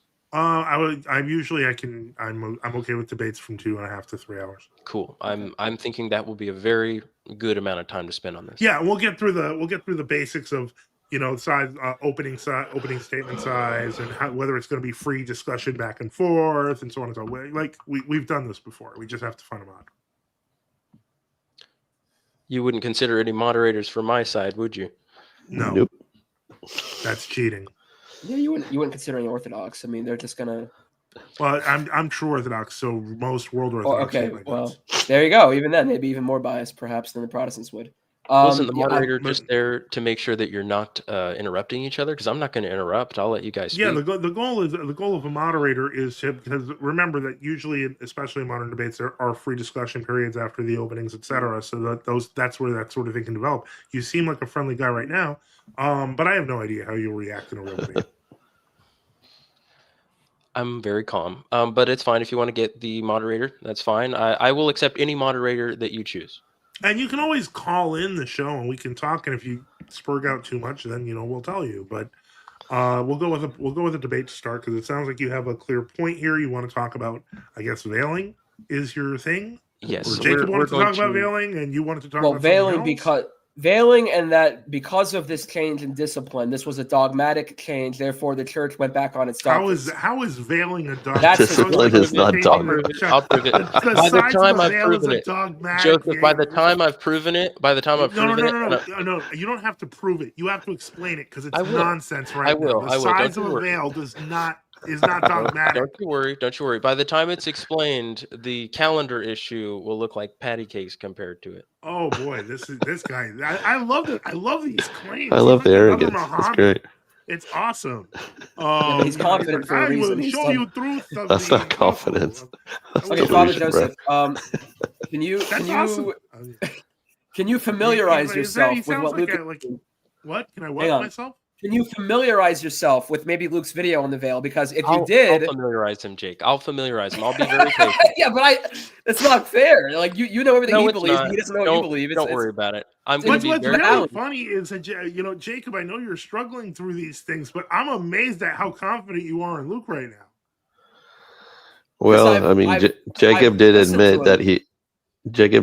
he was not well catechized. So. That's true. Yeah. Oh, that was cold. I mean, I'd ask Cleveland. Well, no, I mean we had a discussion about it, and that's why he said he was more susceptible to Luke. So. Well, yeah. I mean, there was other things that happened before that made me spiritual. Yeah. Well, I'm not going to talk about that. That's your thing to talk about. Is this actually, Luke knows because Luke helped me out with it. I don't know. No, I don't know. But that's a very common view. No, I have nothing to do with him. Yeah, that's a very common view, though. There's a lot of Protestant groups that will only do up to the Fathers of Nicaea. Some of them will go up to the Fathers of that's what I was saying. Is there are many groups like Luke, but Luke is the most dogmatic, and Luke is the one that holds to everything the Ante-Nicene Fathers said, rather than cherry picking and being like, it seems like he doesn't know everything the Ante-Nicene Fathers said. Well, according to Philip Schaff, our true pope, but his dogmatic collections of the Ante-Nicene Fathers. I don't think Philip Schaff would agree with him, because Philip Schaff knew how big those libraries were, and that he was only translating a selection. Yeah, but Philip Schaff just straight up disagrees with the Fathers. That's why they use the word selection or excerpt, guys. Come on. Who said? Because I've seen Philip Schaff on his notes be like, "This father's wrong. Presbyterianism is true." So he's kind of.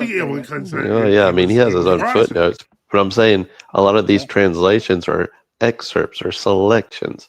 They're not full translations. They're not full translation unless they expressly say they're a full translation. Will that be your rebuttal? Will that be your retort if I can show that all the church fathers that we have translated? No, that will not be my rebuttal. Second, Joseph, not even one statement. I don't even get to make one full question. Just make your statement. Go ahead. I was just going to ask, will that be your rebuttal, that once I show all the church fathers unanimously saying women need to face veil, are you just going to say there are more secret writings out there that we don't know about? I'm going to say that you did not show all the church fathers, because that'll be true. Oh God, they're not full translation. Can you show us can you then show us Greek? But then again, Luke is not going to accept that.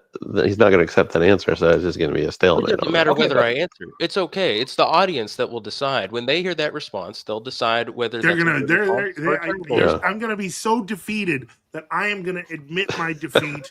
I will take your whatever shahada you have. You, Joseph, the Ante-Nicene shahada. Yeah, take the Ante-Nicene shahada. Hey, Father, don't feed into his delusion. Origen is his prophet. All right, so Wednesday's not good, guys. If I remember correctly, didn't I? Was it you? All right. The other guy spoke. I remember when you went on the website when you were Orthodox. What, everyone's going? Okay. All right. Good night, everyone. Yeah, I think he was. Well, I think he was clarifying on Wednesday. Yes, Wednesday. Yeah, we'll talk by email. Cool. All right. Farewell. Have a good night. God bless you guys. Yeah, thank you to everyone. To our guests, to Vladika Enoch, who was here, to Reader John, obviously, to Luke and Jacob, who I guess Jacob showed up earlier, and PF. To PF. Yeah, this is going to be interesting. I don't know what's going to happen. Yeah. But to our listeners, to those who had questions and had comments, and to those who support our mission, support the channel. We at NFTU need your help. Support us by subscribing or donating at nftu.net or on Give, Send, Go. We remember all of you in our prayers, and thank you for all the support for NFTU. And as always, if this was helpful to you, don't forget to like and subscribe. Final comment. Philip Schaff made sure to leave out St. John Chrysostom's writings about the Chosenites, didn't he? Yeah, I think he did. Yep. All right. Well, have a good night, everyone. Through the prayers of Holy Fathers, of Jesus Christ, our God, have mercy on us and save us. Oh, what do you do this? By the end of the debate, Luke will call Father Joseph Father. Maybe. We'll see. God willing. God willing, something good happens. In that case, good night, everyone, and have a great one. We'll see you tomorrow, God willing.